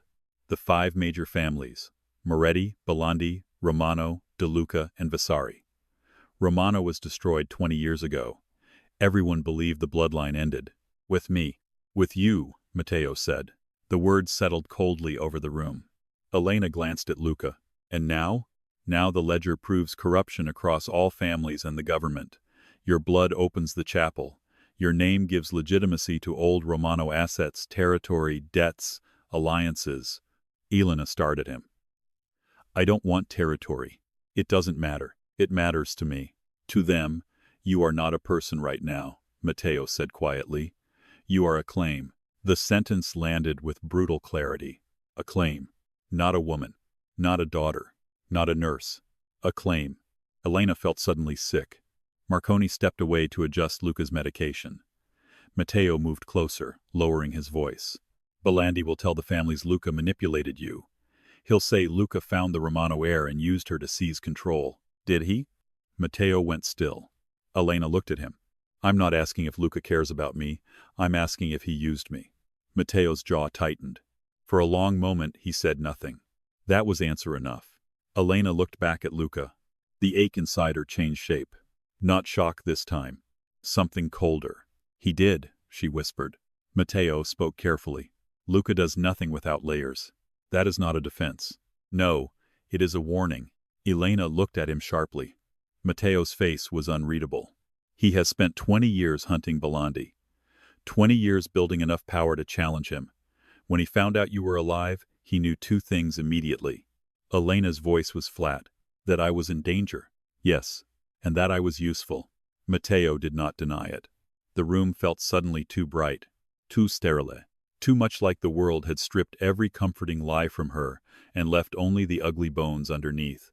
Elena had wanted the truth. Now it stood in front of her wearing Luca's face. Marconi finished adjusting the drip and quietly left the room, either from mercy or intelligence. Matteo remained. "Elena," he said. She hated how gently he said her name. "Don't. You need to understand something about him." "I understand enough." "No, you don't." Matteo looked at Luca with something almost like grief. When he found the altered record, he locked himself in his office for 18 hours. No food, no calls, no meetings. Then he ordered a full background search on you. Elena's stomach tightened. "Of course he did. He found your apartment. Your shifts, your debts, your landlord, your foster records, the man who followed you home 2 months ago, the hospital administrator who ignored your complaint about unsafe night parking." Elena stared at him. Matteo continued. "He paid off your medical school loans under a shell charity 3 weeks ago." Her breath stopped. "What?" "You didn't notice because the notice hasn't arrived yet." Elena felt heat rise behind her eyes. Not gratitude. Violation. "He had no right." "No," Matteo said. "He didn't." "Then why are you telling me?" "Because you asked if he used you." Matteo's eyes met hers. "He did, but he also surrounded your apartment for 3 weeks so Belandi's people never got close. He had 2 men posted at your hospital before the shooting. He took a bullet tonight because the ambush meant for you hit him first." The room tilted slightly. Elena gripped the edge of the operating table. "What?" Matteo's gaze darkened. "The attack wasn't on Luca. It was on you."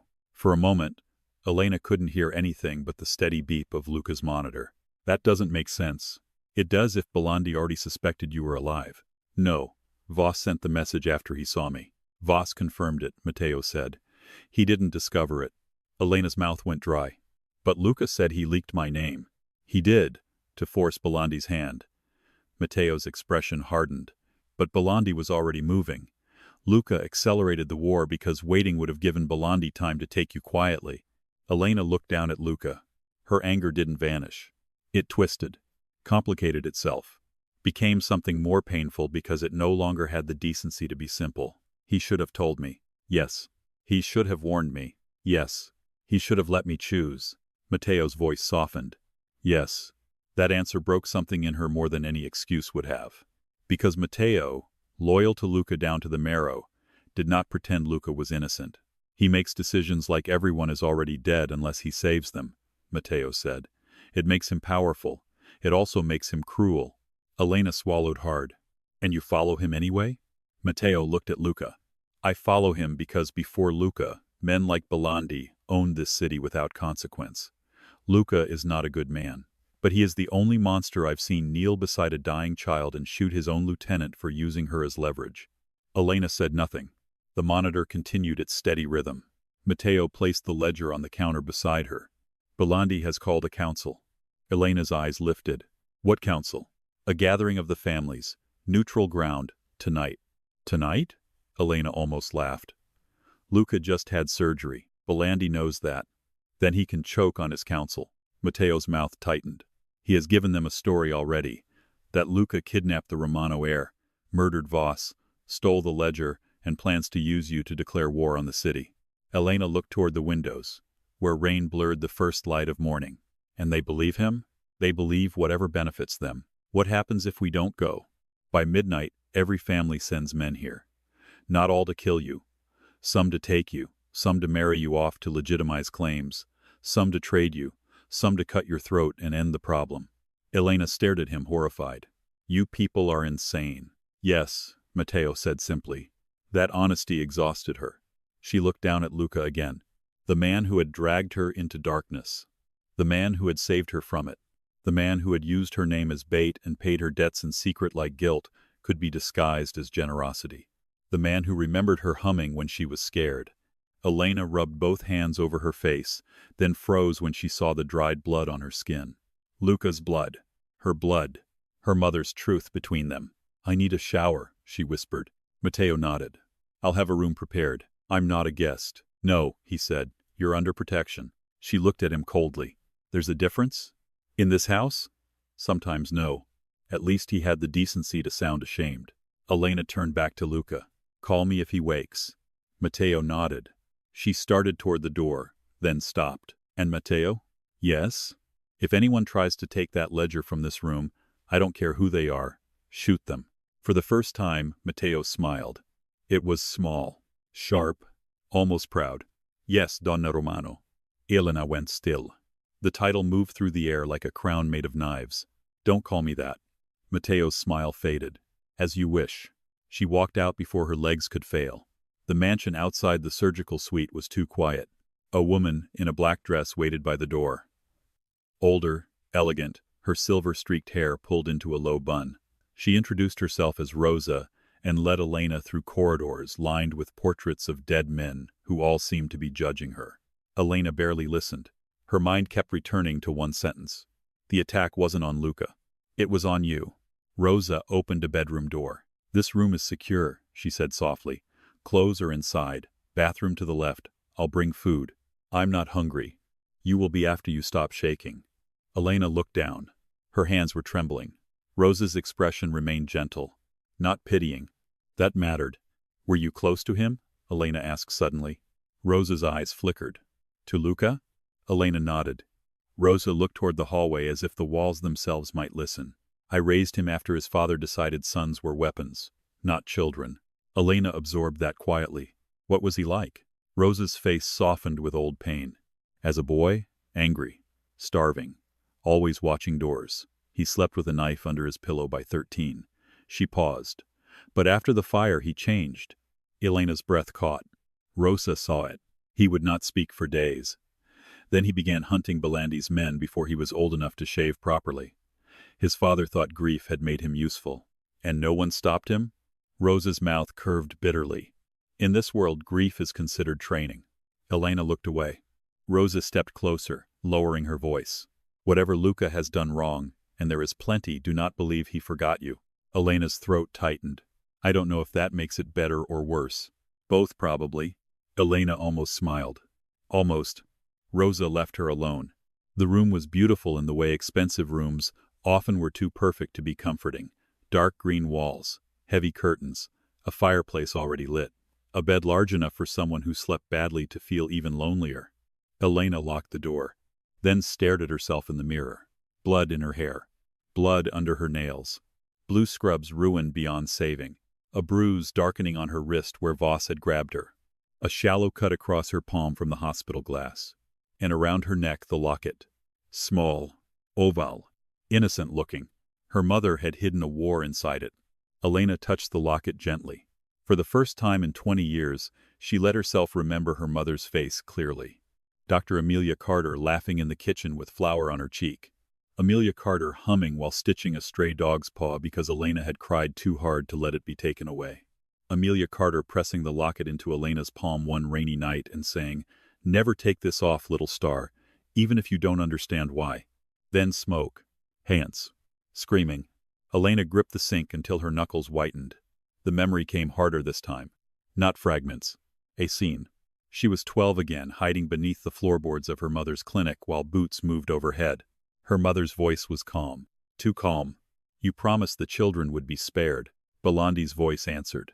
"Your daughter is not a child. She is a bloodline." Then Luca's voice. Younger. Terrified. "Let her go." A man laughed. Then a gunshot. Elena gasped and stumbled back from the mirror. Her chest heaved. There had been another voice that night. Luca had been there before the fire. Not after. Before. She turned on the shower and stepped under the water with her clothes still half on, peeling the bloody scrubs away only when the heat struck her skin. Pink water ran down the drain, then red, then clear. But Elena did not feel clean. She stood beneath the water until her skin burned and one thought repeated in her head. Luca knew more than he had said. Again. When she finally stepped out, clothes waited on the counter. Black trousers, a cream blouse, a dark coat, all her size. Of course they were. Luca had researched every detail. She dressed mechanically. By the time she returned to the surgical suite, Luca was awake. Not fully, but awake enough that the room felt different. Matteo stood by the wall. Marconi checked a monitor. Rosa sat near the door with a rosary wrapped around her fingers, though Elena doubted she was praying for peace. Luca turned his head when Elena entered. Everything in the room seemed to narrow. His gaze moved over her face, her damp hair, the bruise on her wrist, the bandage now wrapped around her palm. His expression darkened at the bruise. Elena stopped beside his bed. "Don't." His voice was rough. "I didn't say anything. You looked it." His mouth pressed into a line. "Voss hurt you. Voss is not the only man who has made decisions about my body tonight." That landed hard. Matteo suddenly found the floor interesting. Marconi became very focused on the IV bag. Rosa closed her eyes like a woman watching a storm approach and deciding not to interfere. Luca looked at Elena for a long moment. Then he said, "Leave us." No one moved. His eyes shifted toward Matteo. "Now." Matteo hesitated only once, then led the others out. The door closed. Elena and Luca were alone. Not in a hospital room this time. In his house. His world. His bed of secrets, surrounded by walls built from everything he refused to confess. Luca tried to sit up. Elena pointed at him. "Try it, and I sedate you myself." He went still. A faint shadow of amusement touched his mouth. "You'd enjoy that. I'm considering it as a hobby." The almost smile faded. "Elena." She folded her arms, though it hurt her bruised wrist. "No more careful answers." His face became quiet. "Ask, were you there before the fire started?" Pain moved through his eyes. "Yes." The answer was so direct it knocked the breath from her. "Why?" "My father sent me with men to retrieve the ledger." Elena's stomach dropped. Luca continued, voice low. "I didn't know what it was. I didn't know who your mother was hiding. I was 15. I followed orders because disobedience in my father's house came with broken bones." Elena gripped the rail of his bed. "My mother treated you." "Yes." "She saved you." "Yes." "And you came back to rob her?" His eyes closed briefly. "Yes." The word was almost silent. Elena felt it slice through her. For a moment she couldn't speak. The boy in her memory, the bleeding boy, the frightened boy, the one she had helped blurred with the man in front of her until she could not tell where pity ended and betrayal began. "What happened?" Luca opened his eyes. "My father's men searched the clinic. Your mother refused to give them the ledger. Then Belandi arrived. Elena's blood cooled. Belandi was working with your father. My father thought Belandi was his ally. Luca's mouth twisted. He was wrong. What did you do? His breathing hitched. Whether from pain or memory she couldn't tell. I heard Belandi say your name. Elena went still. He said there was a girl under the house. The last Romano child. He said no heir could be allowed to live. Her fingers tightened around the bed rail. I didn't understand everything, Luca said, but I understood that they were going to kill you. So you helped me. I tried. You got me out. Yes. And my mother? Luca looked away. Elena's voice broke. Look at me. He did. The guilt in his eyes was worse than any confession. I went back for her, he said. She was still alive when I reached her. Elena stopped breathing. She told me to take you and run. I refused. I tried to lift her, but I was wounded again. Smoke was everywhere. Belandi's men were coming back.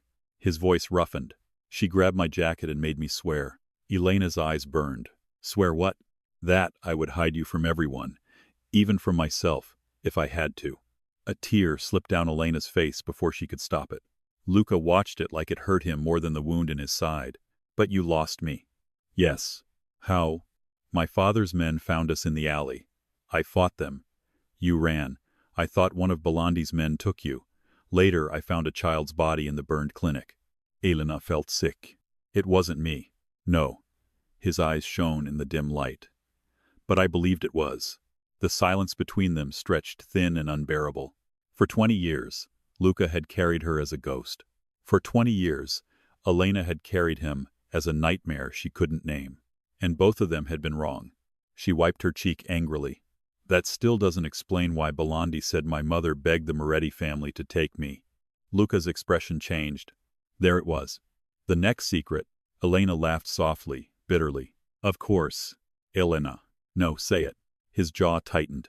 You were promised to the Moretti heir. The room went so silent Elena could hear the IV drip. What? Luca's eyes stayed on hers. Before you were born, the Romano and Moretti families arranged a blood alliance. If Romano had a daughter and Moretti had a son, they would be married when they came of age. It was meant to end a war. Elena stared at him. The words didn't fit inside her mind. Promised. Married. Alliance. Bloodline. No. I know. No, you don't know. Her voice rose. You people don't get to arrange girls like territory. My mother said the same thing. That stopped her. Luca's expression darkened with old grief. She fought it. Your mother fought it. They became friends because of it. They planned to dissolve the agreement once they had enough leverage against the families. The ledger. Yes. Elena's chest tightened. My mother wasn't protecting a Mafia inheritance. No, Luca said. She was trying to destroy the system that made you valuable. That truth hurt differently. It carried pride, and grief, and unbearable love. Her mother had not died because of a book. She had died trying to make sure her daughter would never become a bargaining chip. Elena sank slowly into the chair beside Luca's bed. For once, he did not reach for her. He seemed to understand that comfort from him might feel like another kind of cage. What happens if the families know about this agreement? She asked. Luca's silence answered first. Then he said, Belandi will use it. How? He'll claim I activated the old contract to control you. He'll say any protection I offer is just a claim of ownership. Elena looked at him. And is it? Luca's face went utterly still. When he answered, his voice was colder than she expected. No. Are you sure? His eyes flashed.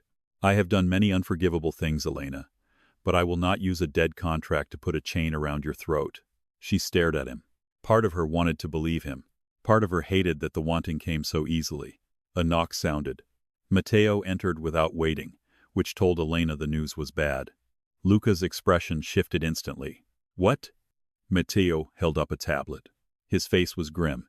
Belandi released a statement to the council. He handed the tablet to Elena, not Luca. That alone made her stomach twist. On the screen was an old document, yellowed, stamped, signed Romano Moretti, and beneath it 2 names, Luca Alessandro Moretti, Elena Rosaria Romano. Elena's hands went numb. Rosaria, not Carter. Romano. Her real name sat there like a stranger wearing her skin. But that wasn't the worst part. Below the document was Belandi's message. By ancient family law, The Romano heir belongs to the Moretti heir. Luca Moretti has hidden this woman to seize the Romano seat. The council must intervene before he crowns himself king through her blood. Elena looked up slowly. Luca's face had turned deadly. Matteo's voice was quiet. The families are demanding she appear at council tonight. No, Luca said. Elena looked at him. The word had come too quickly, too much like an order. Luca saw her expression and corrected himself. No, as in it's dangerous. Not no, as in you don't choose. Matteo stepped closer. There's more. Luca's eyes narrowed. Matteo swiped the tablet. A video began to play. The footage was grainy, old, distorted by time. A room Elena recognized from memory. Her mother's clinic. Amelia Carter stood near a table, younger than Elena remembered, terrified but upright. Belandi's voice came from off-screen. Where's the child? Her mother said nothing. Then the camera shifted. A teenage Luca appeared in frame, bruised and bleeding, held by two men. Belandi laughed. Ask your little Moretti prince. He already told us. Elena's blood turned to ice. Luca stared at the screen, horrified. No. On the video, Belandi stepped close to the teenage Luca. Tell me where she is, boy. Young Luca's face was swollen, one eye half shut, blood running from his mouth. He said nothing. Belandi nodded to someone off camera. A gun cocked. Then Elena's mother gasped. The camera swung just enough to show a small patch of floor. A trap door. The place Elena had been hiding. Belandi's voice softened. There she is. The video ended. Elena could not move. Could not breathe. Could not think past the roaring in her ears. Luca looked at her, his face stripped bare. Elena, listen to me. She stood. Elena, you told him where I was. No. It's on the video. I didn't tell him. He already knew. He made it look. You were there. Yes. You came with them. Yes, but my mother died that night. His face twisted. I know. Elena backed away. The room blurred around the edges. All night she had been drowning in truths. But this one felt designed to kill the last fragile part of her that still wanted Luca to be different from the world that made him. Matteo spoke quickly. Elena Belandi edits truth for a living. She turned on him. Did Luca come there with men to get the ledger? Matteo went silent. Answer me. Yes, Matteo said. Elena nodded slowly, tears slipping down her face now. Then Belandi didn't have to invent much. Luca tried to sit up and nearly tore himself open again. Elena, please. That word. Please. From Luca Moretti, it should have mattered. It did. That was why she hated it. She walked to the counter and picked up the ledger. Matteo stepped forward. Luca stopped him with one look. Elena tucked the book under her arm. I'm going to the council. No, Luca said again, but this time it was raw, panicked. Elena looked at him. Do not make me your prisoner. His jaw clenched. The battle inside him was visible. The instinct to command. The fear of losing her. The knowledge that controlling her would prove every accusation right. Finally, he forced the words out. If you go, Belandi will try to take you. He already is. You don't understand the room you'll be walking into. Then teach me. The words shocked all three of them. Elena wiped her cheeks with the back of her hand. Her voice steadied. You want me alive? You want Belandi exposed? You want the families to stop treating me like property? Then teach me how to walk into that room and make them listen. Luca stared at her. For a moment something shifted in his face. Not possession. Not fear. Recognition. As if he was seeing not the girl from the clinic, not the nurse from the ER, but the woman standing between those lives and refusing to disappear. Matteo's voice was low. She'll need a name. Elena looked at him. What? At council, Elena Carter means victim, nurse, civilian, someone to protect or take. Matteo's eyes held hers. Elena Romano means threat. The name moved through her again. This time it did not feel like a stranger. It felt like a blade placed carefully into her hand. Luca's voice was rough. You don't have to become them. Elena looked at him. Anger and grief, and something dangerously close to tenderness, burning together in her chest. No, she said, but maybe I have to become what they fear. Luca closed his eyes. When he opened them, the Mafia boss was back. Not the wounded man. Not the guilty boy. The strategist. The king. If you enter as Romano, he said, voice low, you do not ask for space. You take it. You do not explain your existence. You make them explain why they survived a massacre meant to erase you. Elena listened. Every word sharpened the air. You do not sit unless they offer the highest chair. Why? Because your family was first. Matteo nodded once. Romano founded the council. Elena looked down at the ledger. And the marriage contract? Luca's face hardened. You burn it in front of them.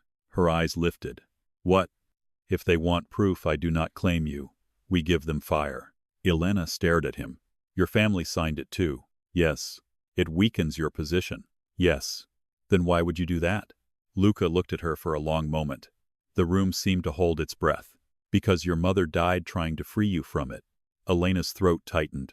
And because I should have burned it 20 years ago. No one spoke. For the first time since the nightmare began, Elena saw the shape of a choice that was truly hers. Not safe. Not clean. Not free of manipulation. But hers. She looked at Matteo. Find me the original contract. Matteo glanced at Luca. Luca nodded. Then Elena looked back at Luca. And you? His mouth curved faintly. I'll be there. You can barely sit up. I've attended meetings in worse condition. That is not reassuring. It was not meant to be. Elena leaned closer to the bed. If you collapse in front of them, Belandi wins. Luca held her Gaza. If you walk in alone, I do. The words hit quietly. Not romantic. No dramatic. Just true, in the most dangerous way. They were tied together now. By history. By blood. By betrayal. By a city that would rather kill Elena than let her choose what her name meant. Hours passed like a storm preparing to break. Rosa brought food Elena barely touched. Marconi argued with Luca in Italian until Luca threatened to remove his own IV again. Matteo returned with the original contract sealed in a glass case, along with a black dress, so severe and elegant, it looked less like clothing and more like armor. Elena stared at it on the bed. No. Rosa smiled gently. Yes. I'm not wearing a Mafia funeral dress. You are attending the funeral of their certainty. That was annoyingly persuasive. When Elena finally dressed, she barely recognized herself. The black dress fit like it had been made for her because, horrifyingly, it probably had been. Long sleeves, high neckline, clean lines, no softness. Her hair was pulled back low, revealing the bruise at her wrist and the locket at her throat. Rosa fastened the clasp. You look like your mother, she said softly. Elena closed her eyes. Was she afraid? All brave women are. Elena opened her eyes in the mirror. Good. Rosa's expression warmed. Good? If she was afraid and did it anyway, then I can be afraid too. Rosa touched her shoulder once, then stepped back. At sunset, Elena returned to Luca. He was dressed in black, despite Marconi's fury, his face still too pale, his movements controlled only by sheer will. A dark coat concealed the bandages beneath, but Elena knew the truth. He was held together by stitches, painkillers, and arrogance. When he saw her, he went completely still. The silence stretched. Elena lifted an eyebrow. What? Luca's voice was quiet. Nothing. Luca. His gaze moved to the locket at her throat, then back to her eyes. You look like war. The words should not have affected her. They did. She looked at him, at the man who had ruined and saved her in the same night, and forced herself not to soften. You look like you should be in bed. His mouth curved. Then we both disappoint expectations. Matteo entered. Cars are ready. The ride to the council took place beneath a black sky without rain. The city looked different from behind the tinted windows of a Moretti convoy. Streets she had walked home through exhausted and unnoticed now seemed to bend around the vehicles. Traffic cleared. Police cars turned away. Men on corners lowered their phones when they saw the procession pass. Power had a sound, Elena realized. It was not shouting. It was the silence that followed you. Luca sat beside her, one hand resting near his wound beneath the coat. He had not touched her since they left the estate. She appreciated that. She hated that she noticed. The ledger sat on her lap. The marriage contract lay in a black folder beside it. Matteo rode in front, giving quiet instructions through an earpiece. Finally, the convoy stopped outside an old courthouse, no longer used by the public. Its columns were cracked, its windows dark. Armed men stood beneath the steps, representing families Elena had only learned existed hours ago.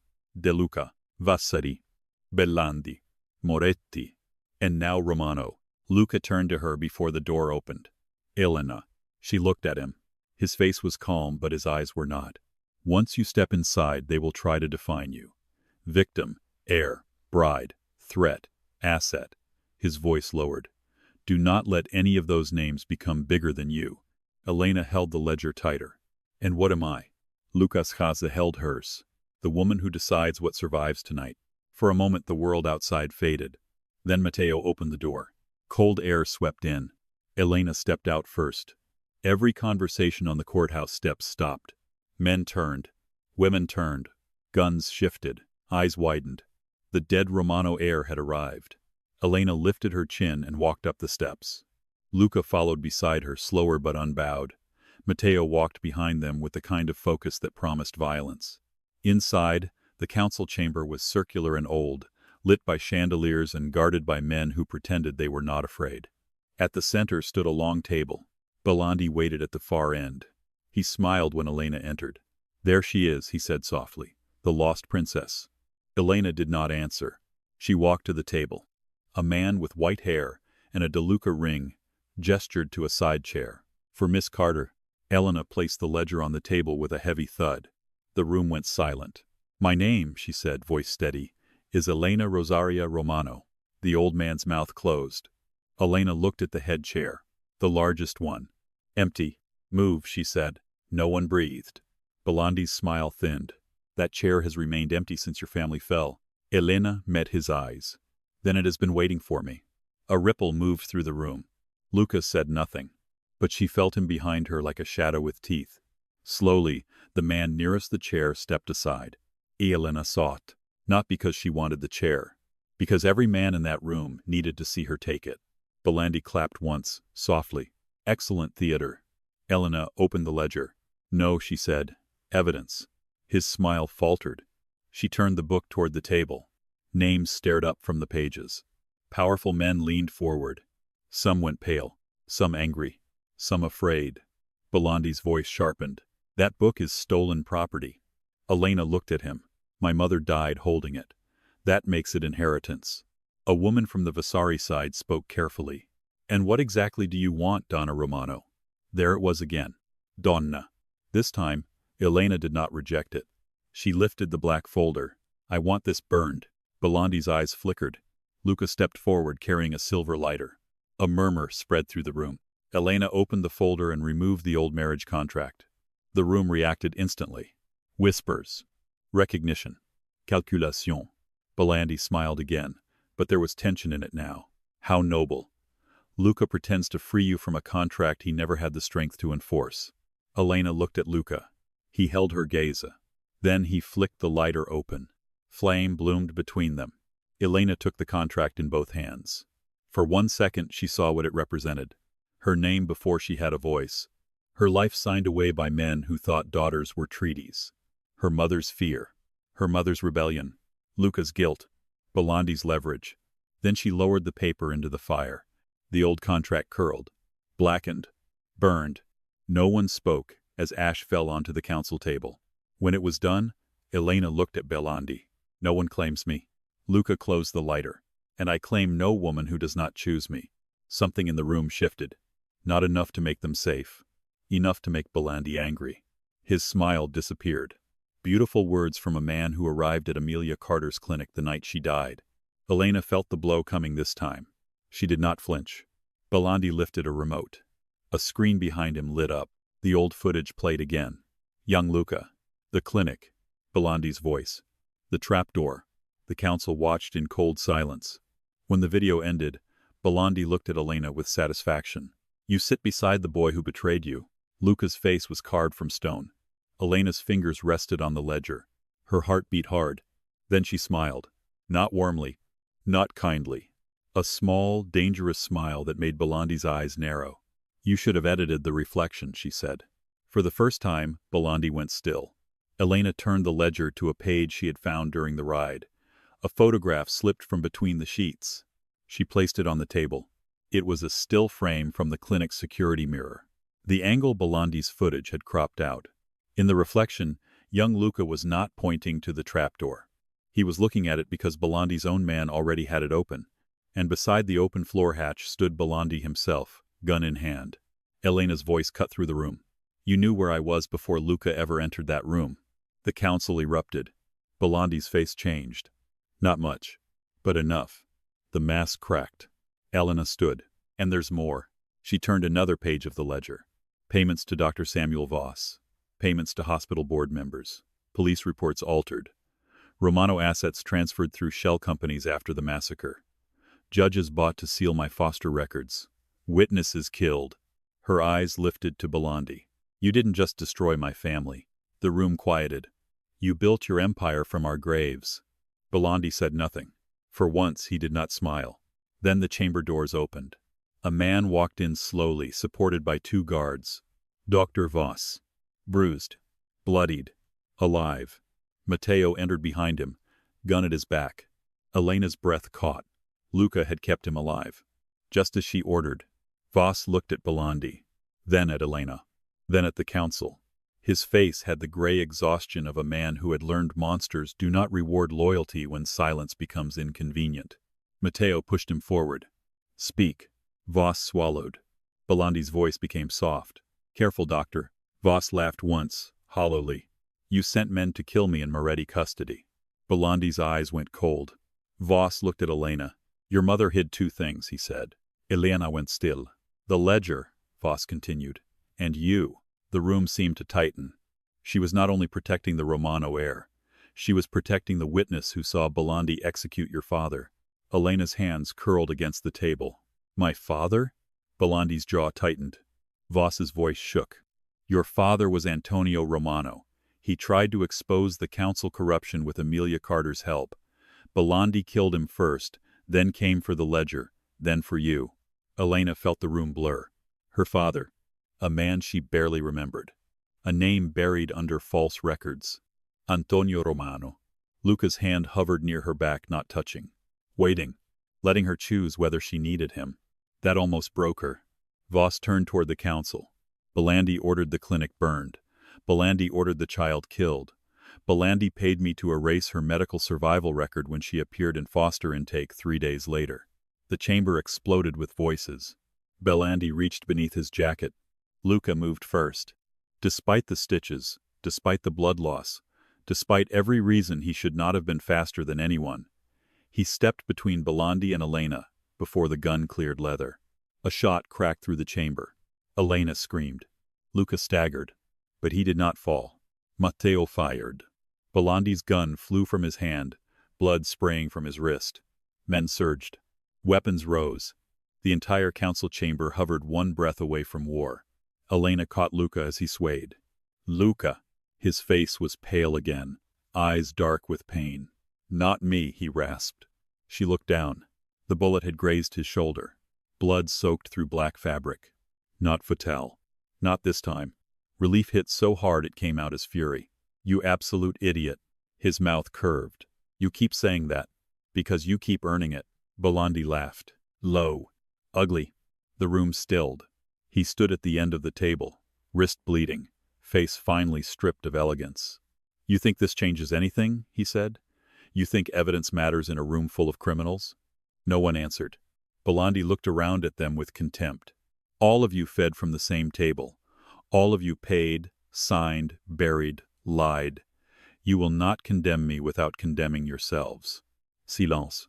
That was when Elena understood. He was right. The ledger did not just expose Belandi. It exposed everyone. That was why they feared it. That was why her mother died. Not because one monster wanted power. Because many monsters needed silence. Elena slowly released Luca and stood straight. Her voice was calm when she spoke. Then condemn yourselves. Belandi stared at her. Elena lifted her phone. Every face in the room changed. Luca looked at her. Matteo looked at her. Belandi's expression hardened. Elena turned the screen outward. A live broadcast was running. Not to the public. To 6 federal contacts. 3 investigative journalists. 2 prosecutors. And 1 encrypted cloud archive already receiving scans from the ledger. Rosa had helped her set it up before they left the estate. Because brave women were afraid, and did it anyway. Elena looked at Belandi.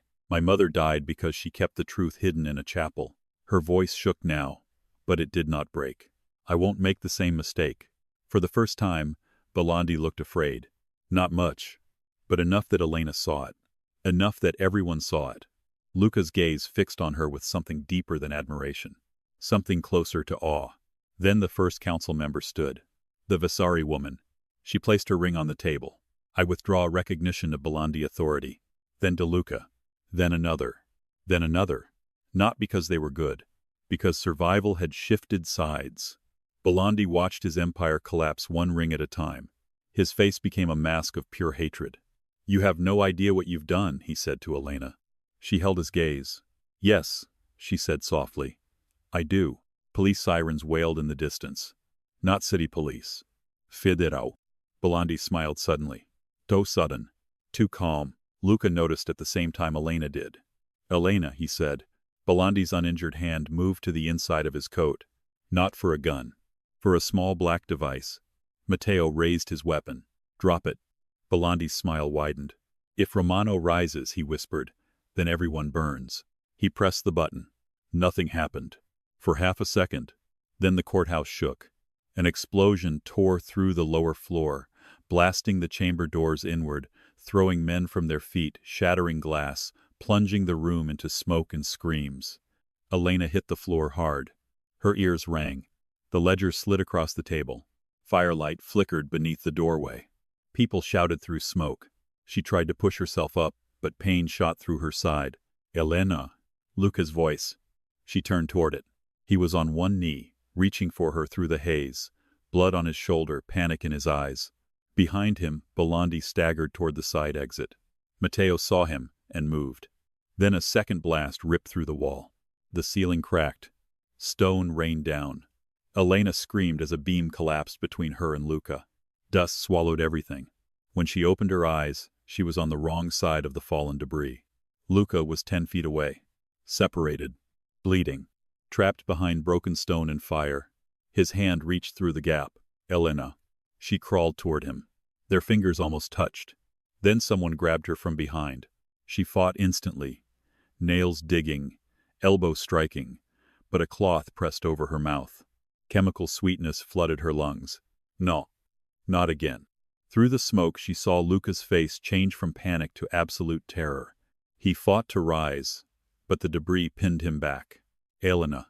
His voice tore through the chamber. The last thing she saw before darkness took her was Belandi standing behind Luca through the smoke, smiling with blood on his teeth. And the last thing she heard was Luca Moretti screaming her name like the world had ended twice. Elena woke to the taste of chemicals and smoke. Her mouth was dry. Her head pulsed with a deep, sickening ache. For a few seconds, she did not remember where she was. Then everything returned at once. The council chamber. The explosion. Luca reaching through broken stone. His voice tearing through the smoke. Elena. She opened her eyes. Darkness pressed around her. Not total darkness. A thin strip of yellow light cut beneath a door somewhere to her left. She was lying on a cold floor, wrists tied behind her back, ankles bound tight enough that her feet tingled. Her cheek rested against rough concrete. The air smelled like salt, oil, rust, and old blood. Not the courthouse. Not the hospital. Not the Moretti estate. She forced herself to breathe slowly, the way she told frightened patients to breathe when panic tried to swallow them whole. In through the nose. Out through the mouth. Again. Again. Then a voice came from the shadows. You always did wake quietly. Elena went still. Belandi stepped into the thin light. His face was bruised from the explosion. Blood had dried along his temple. One wrist was wrapped in a stained white bandage where Matteo had shot him. His expensive suit was torn and dusty. But his eyes were clear, cold, satisfied. Elena pushed herself upright against the wall, ignoring the nausea. Where am I? Belandi smiled. Somewhere Luca Moretti will burn the city trying to find. She pulled against the rope. It held.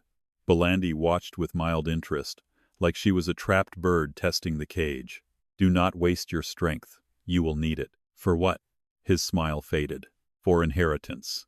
Elena's heart pounded once, hard. No, you do not even know what I am offering. I know enough. He crouched in front of her, careful not to let his suit touch the dirty floor. You think this is about killing you? He asked softly. No, little Romano. Killing you was the old plan. Tonight, you became much more valuable alive. Elena's stomach tightened. The strip of light under the door flickered. Somewhere outside the room, water moved against metal. A dock. A shipyard, maybe. Belandi leaned closer. You hum when you are afraid, too. Elena's blood went cold. He smiled. Yes, Luca told me that once. No, he didn't. Oh, not with words. Belandi's eyes sharpened. Pain makes boys very readable. Your name was the only thing that kept him breathing after the fire. Elena, Elena, Elena. Like a prayer, like a weakness. Elena swallowed against the burning in her throat. You tortured a 15-year-old boy. I trained a future king. His father was grateful. His father was a monster. Yes. Belandi tilted his head, and Luca killed him for it. Elena went still. Belandi smiled again, seeing the surprise on her face. He never told you that either. She said nothing. He was 17, barely more than a child, walked into his father's study, closed the door, and came out the Moretti air. They said it was a heart attack. Belandi's voice softened with amusement. So poetic, the lies families tell to stay elegant. Elena looked away. She hated the image that entered her mind. Luca, at 17, still grieving, still believing she was dead, walking into the room of the man who had shaped him with violence and ending it. A boy becoming a monster because no one had let him be anything else. Belandi reached out and touched the locket at her throat. Elena jerked away, but the wall stopped her. Do not touch me. His expression hardened. There she is, Amelia's daughter. The name hit like a bruise pressed too hard. Belandi stood. Your mother had that same defiant little tremor in her voice, right before she begged. Elena lunged despite the rope. She made it barely an inch before falling onto her side. Belandi laughed softly. Good, keep that anger. You will need it when the families arrive. Elena froze. What families? He adjusted his bandaged wrist with slow care. The ones who survived your little broadcast. The ones who now know the ledger is copied, the council compromised, and the Romano heir alive. His eyes returned to her. The city cannot go back to what it was, so we move forward. You're finished. No, Belandi said. I am adapting. He walked toward the door. Elena forced herself up again. You think Luca won't find me? Belandi stopped. For the first time, something ugly flickered across his face. Not fear. Anticipation. I am counting on it. Then he opened the door. Light flooded the room. Elena saw men standing outside. Armed. Silent. Waiting. Belandi looked back at her. Luca Moretti will come for you, wounded, furious, and reckless. His smile returned. And this time, I will not miss. The door slammed shut. Darkness returned. For a moment, Elena could not breathe. Then she began moving. Not wildly. Not desperately. Carefully. She twisted her wrists against the rope, feeling the fibers bite into her skin, too tight to slip. Her ankles were bound with duct tape. No give. She scanned the room in the low light. Concrete floor. Metal chair. Broken wooden pallet near the far wall. Rusty pipe. No window. A drainage grate near her foot. Elena rolled toward the pallet, ignoring the pain in her ribs. Each movement scraped her shoulder against the floor. Her skull throbbed. Her stomach rolled from whatever drug they had used on her. But she kept moving, because panic could scream later.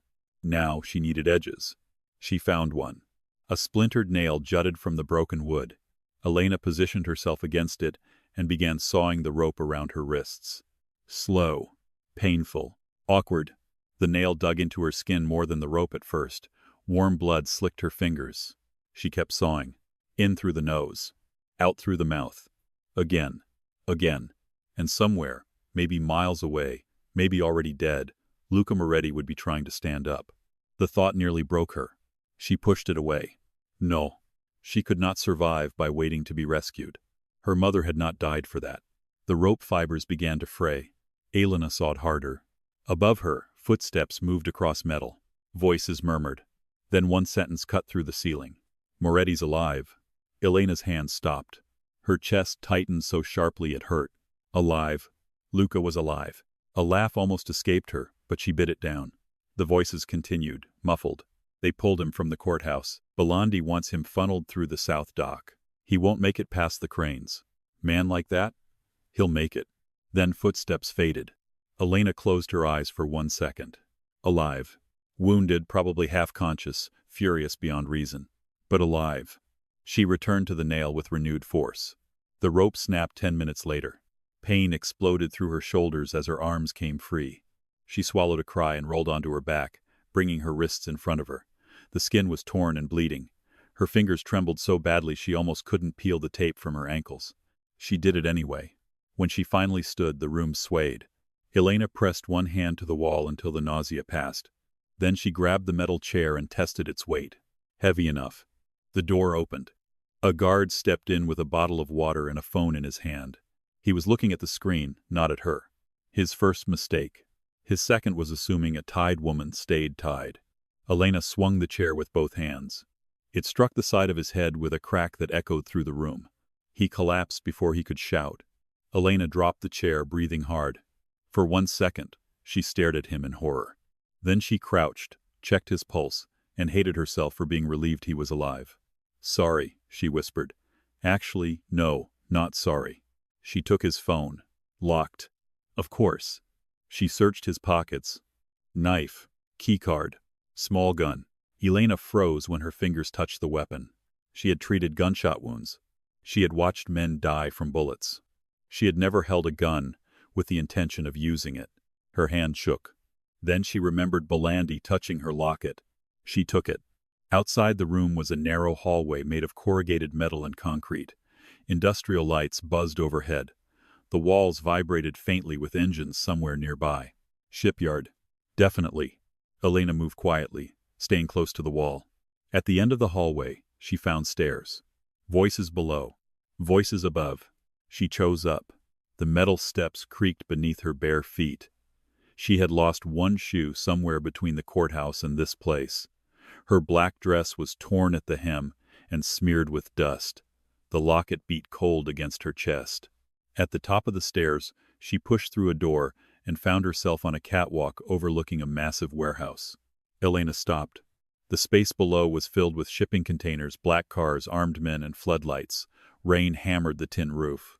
Beyond the open warehouse doors, she could see the dark outline of cranes and the black water of the harbor. And in the middle of the warehouse floor stood Belandi.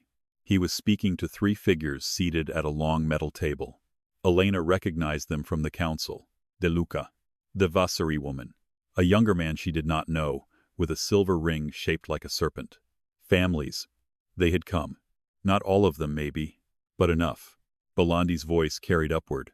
The old council died tonight. Federal eyes are on us. The ledger is already leaking.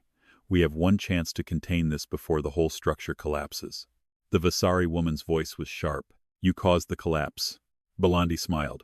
I accelerated what Luca Moretti began. De Luca leaned forward. You kidnapped the Romano heir. I secured her. You bombed neutral ground. I exposed neutrality as fiction. The younger man laughed softly. You always did enjoy dressing madness as strategy. Belandi's eyes cooled. Careful, Vasari. The woman lifted her chin. My nephew is right. Elena's grip tightened on the railing.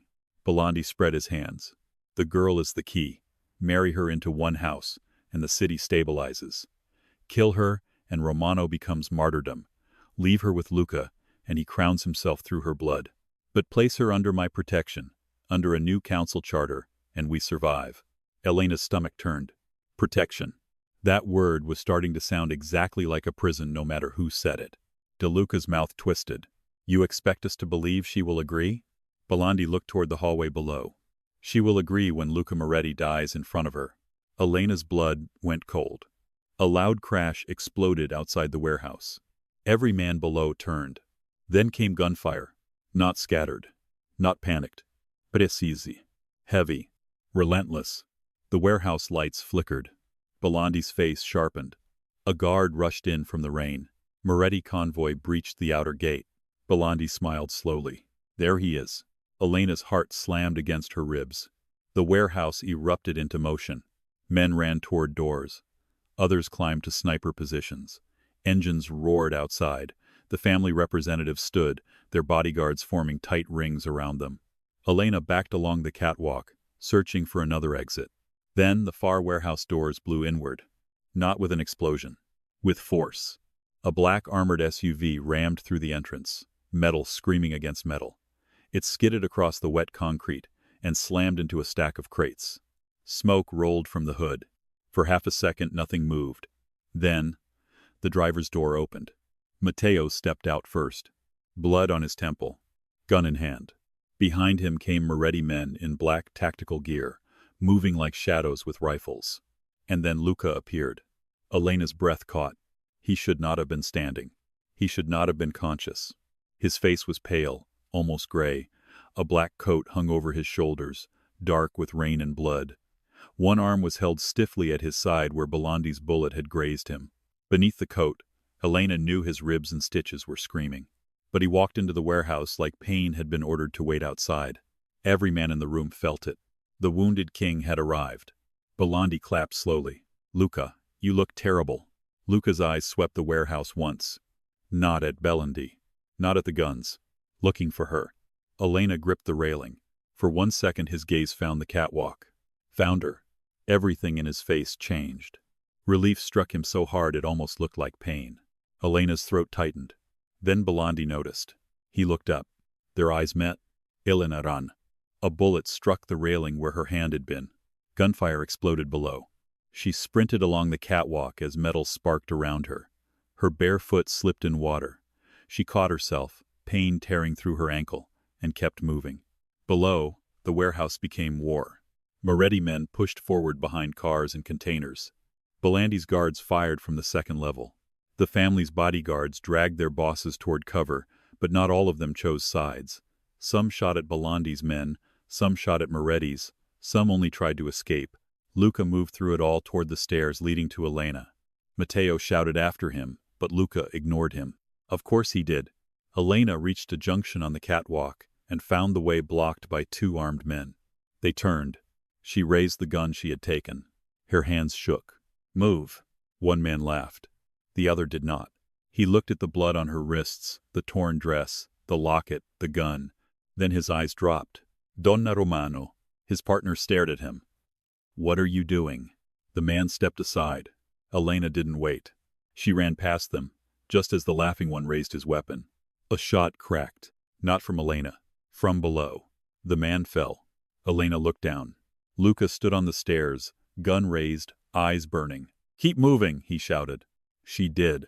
The catwalk ahead ended at a ladder down to the warehouse floor. Elena grabbed the rails and climbed as fast as she could. Halfway down, someone seized her wrist from below. She almost kicked. Then she saw Luca. He pulled her the last few feet down, catching her against him. For one heartbeat, the war disappeared. His arms closed around her. Too tight, desperate, painfully alive. Elena felt his heart pounding beneath the blood-soaked coat, felt his breath shake against her hair. "You're alive," he said, voice rough. She pulled back enough to glare at him. "So are you, unfortunately." A broken laugh escaped him. It was gone almost instantly, replaced by a wince so sharp Elena grabbed his side. "You ripped stitches again. I was kidnapped from rubble. I was kidnapped from rubble. You came voluntarily." His eyes flickered over her face, her wrists, the bruise at her throat where the cloth had been pressed. The softness vanished. "Who touched you?" Elena grabbed his coat. "Not now." "Names." "Luca." A bullet struck the container beside them. Elena flinched. Luca turned, fired twice, then pushed her behind a stack of crates. Matteo appeared from smoke, furious. "Boss, we have a path out." "No," Luca said. "Belandi dies here." Elena's stomach tightened. Matteo's face hardened. "If we stay, she dies here." That reached him. Luca looked at Elena. And for once, the instinct to destroy warred visibly with the instinct to protect. Belandi's voice boomed through the warehouse speakers. "Elena Romano." The gunfire slowed slightly.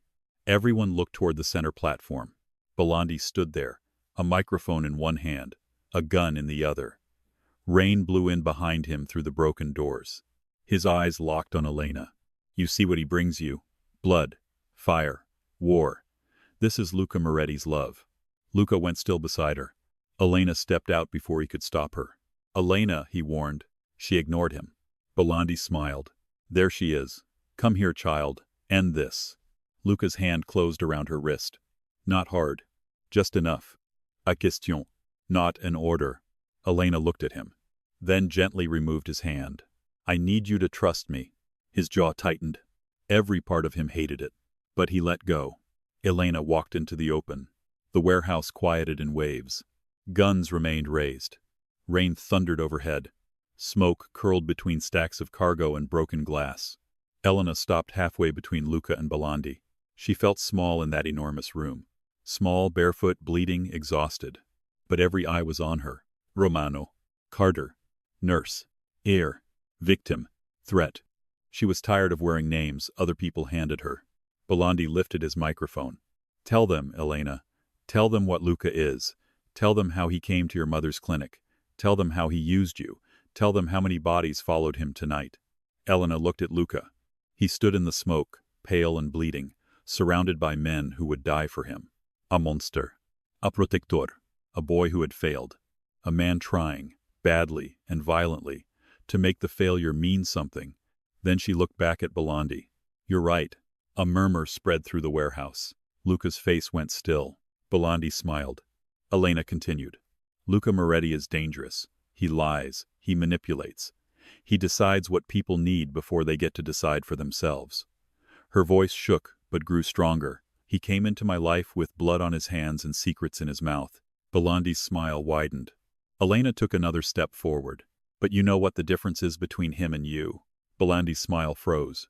Elena lifted her chin. "He bleeds for what he breaks." The warehouse fell silent. "And you make other people bleed so you never have to." Luca's eyes locked on her. Elena turned slowly, speaking now to the families, the guards, the witnesses, the men who had spent their lives mistaking silence for loyalty. "My mother died because she believed truth mattered more than fear. My father died because he tried to expose the rot all of you protected. And tonight, every one of you watched Belandi bomb a council chamber, kidnap me, and plan another execution just to keep that rot alive." Belandi's face darkened. "Elena." "No." Her voice cracked like a whip. "You do not get to use my name like you own part of it." Somewhere behind her, someone lowered a gun. Then another. Elena pointed at Belandi. "You want the city to believe I need protection? Fine. I do." She turned toward Luca. "From men like him." Then back to Belandi. "And sometimes from men like Luca." Luca flinched. Not visibly to everyone, but she saw it. "Good. He needed to. But I will choose my own danger. I will choose my own allies. I will choose what my mother's name means." Belandi raised his gun.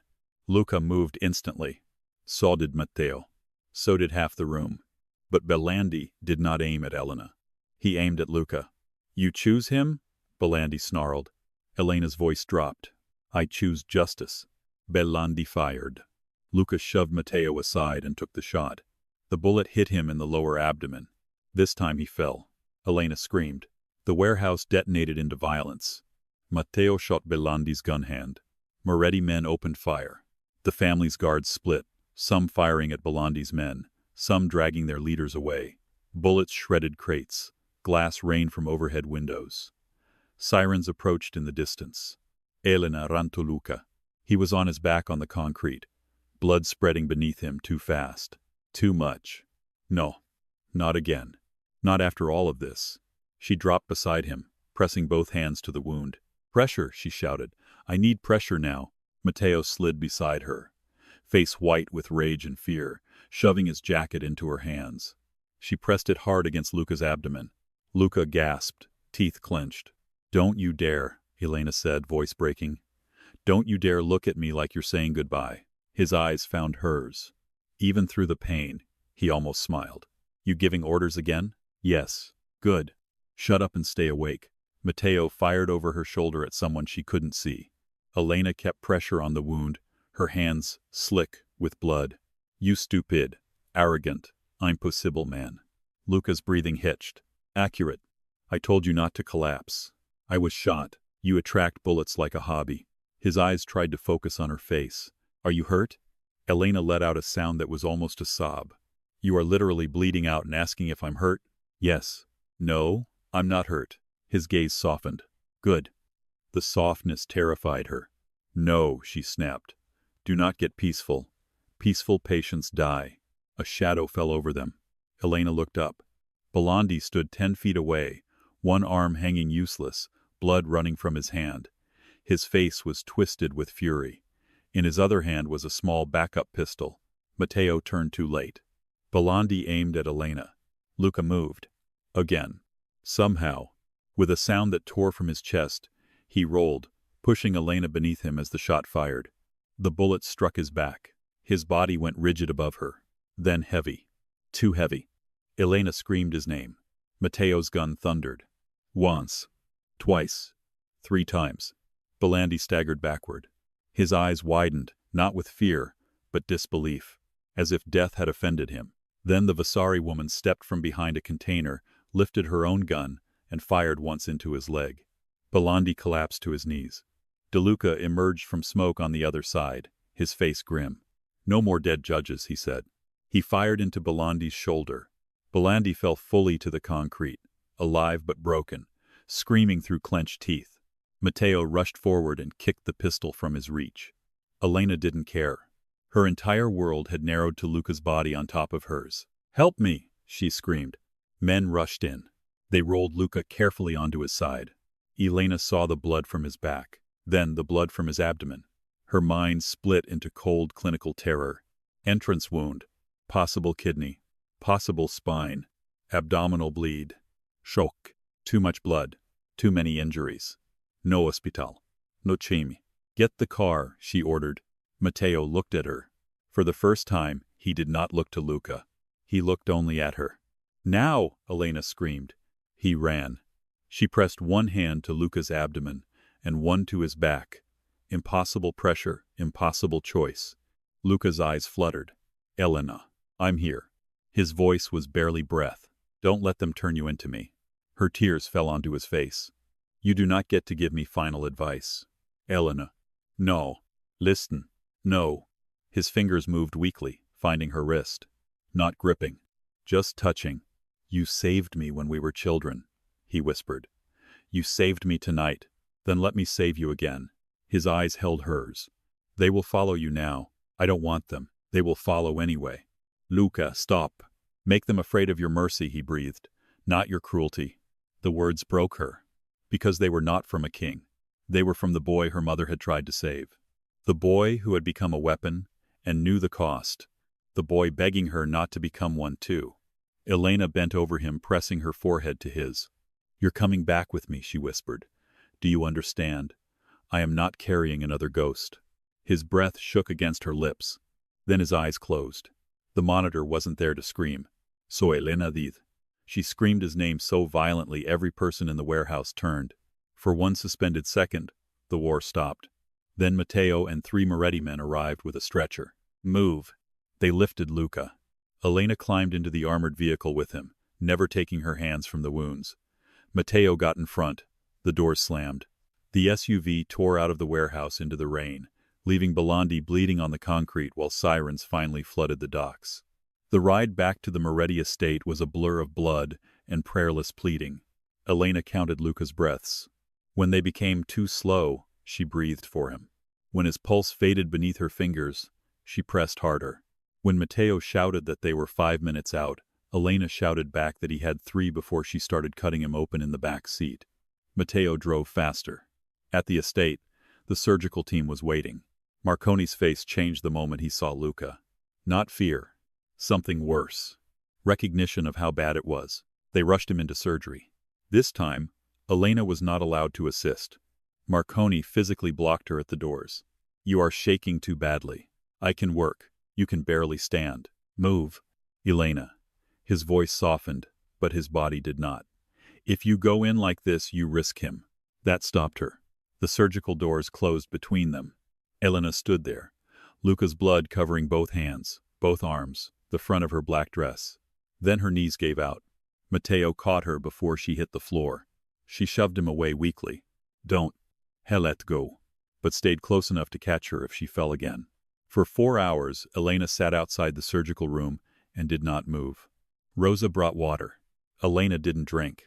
Matteo paced until Rosa told him to either sit down or bleed somewhere else. He sat. No one spoke. At dawn, federal agents arrived at the estate gates. Matteo handled them. At sunrise, news broke across every screen in the house. Council explosion. Shipyard massacre prevented. Major crime figure Salvatore Belandi taken into federal custody. Ledger files received by federal prosecutors. Multiple officials under emergency investigation. Romano heir, identified. Elena turned off the television when her own face appeared. She could not look at herself. Not yet. At 7:13 a.m., Marconi came out. Elena stood so fast the room spun. Marconi pulled off his cap. His eyes were tired. He's alive. The words went through her like oxygen after drowning. Elena covered her mouth. Matteo bowed his head. Rosa crossed herself. Marconi continued. But barely. The abdominal wound was severe. The back wound missed the spine by less than an inch. He lost a dangerous amount of blood. The next 24 hours matter. Elena nodded. Can I see him? Marconi hesitated, then stepped aside. The room was bright. Too bright. Luca lay beneath clean white sheets, surrounded by machines and tubes, his face bloodless, his chest rising with mechanical help. Bandages covered too much of him. His hand rested open beside the blanket. Elena walked to him slowly. This time, he did not reach for her. Couldn't. She sat beside the bed and took his hand. His skin was warm, barely, but warm. For a long time she said nothing. Then she leaned close. You told me to make them afraid of my mercy, she whispered. Fine. Then you have to wake up and explain how. The machines answered for him. Steady, cold, indifferent. Behind her, Matteo entered quietly. The families are waiting. Elena did not turn. For what? For you. She laughed once, empty and exhausted. They can keep waiting. They already are, in the East Hall. That made her look at him. Matteo's face was unreadable, but his eyes were different now. Not only loyalty to Luca, something else. Respect. They heard what you said at the docks, he said. They saw Belandi fall. They know the ledger is public now. The old rules are broken. Elena looked back at Luca. And they want new rules. Yes. I'm a nurse. You are Romano. I don't know how to run a Mafia council. Good, Matteo said. Elena looked at him sharply. He held her gaze. Everyone who knew how made it rotten. The words sat between them. Outside the room, the estate was waking into a new kind of war. Legal, political, criminal, personal. A city with its hidden bones exposed. A council without its tyrant. Families circling power like wolves around a fresh wound. And Luca Moretti, the one man who might have known how to survive it, lay unconscious between life and death. Elena looked at his hand in hers. She thought of her mother. Of Amelia Carter refusing to let her daughter become a treaty. Of Antonio Romano dying to expose corruption. Of a teenage Luca dragging a 12-year-old girl through smoke. Of Belandi on his knees in the warehouse. Of all the men who had tried to decide what Elena's name meant, her fingers tightened around Luca's. Bring them to the hall, she said. Matteo went still. Elena. She looked at him. Not Carter now. Not only. Not because she wanted the crown they feared. Because someone had to stop them from putting it on her head like a leash. I said bring them. Matteo bowed his head once. Yes, Donna Romano. This time, Elena did not correct him. She stood, still wearing Luca's blood, and walked out of the surgical suite. The East Hall was filled with men and women who had spent their lives surviving monsters by becoming fluent in them. De Luca stood near the fireplace. The Vasari woman sat with one leg crossed, face unreadable. Two lesser family heads waited near the windows. Moretti soldiers lined the walls. Every conversation died when Elena entered. She did not sit. She stood at the head of the room, under a portrait of some dead Moretti ancestor, and let them look. Let them see the blood. Let them see the exhaustion. Let them see the nurse who had held dying strangers and the heir they had failed to kill. Then she spoke. No more contracts involving women who cannot consent. Silence. No more children used as leverage. De Luca's eyes narrowed, but he did not interrupt. No more hospital bribes. No more killing witnesses under council protection. No more sealed records. No more neutral ground bombings hidden under family politics. The Vasari woman leaned forward. And who enforces this? Elena looked at her. The truth does. A faint smile touched the woman's mouth. Pretty words. Elena walked to the table and dropped a small drive onto the wood. The ledger files are copied to prosecutors, journalists, and a release system. If I disappear, if Luca dies suspiciously, if any family moves against protected witnesses, everything goes public. Not portions, everything. The room changed. Fear entered quietly. Beautifully. Elena continued. You want a council? Then it stops being a graveyard with chandeliers. It becomes a ceasefire structure, dispute resolution, public-facing legal reforms, money moved out of hospitals, courts, and foster systems. You can keep your pride, your names, your old grudges, but you will not feed on civilians and call it tradition.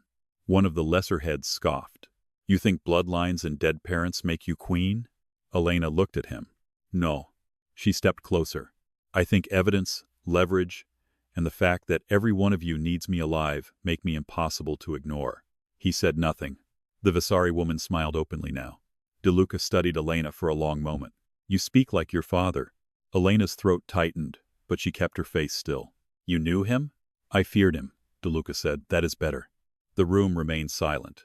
Then the Vasari woman removed her ring and placed it on the table, just as she had at the council. I will recognize a temporary Romano chair under these terms.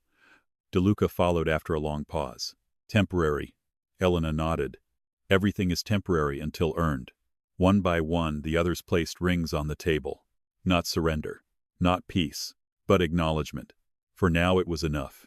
Matteo stood by the door, watching her with something close to pride. Then a phone rang. Everyone turned. Matteo answered, listened, and his face changed. Elena's stomach dropped. What? He lowered the phone slowly.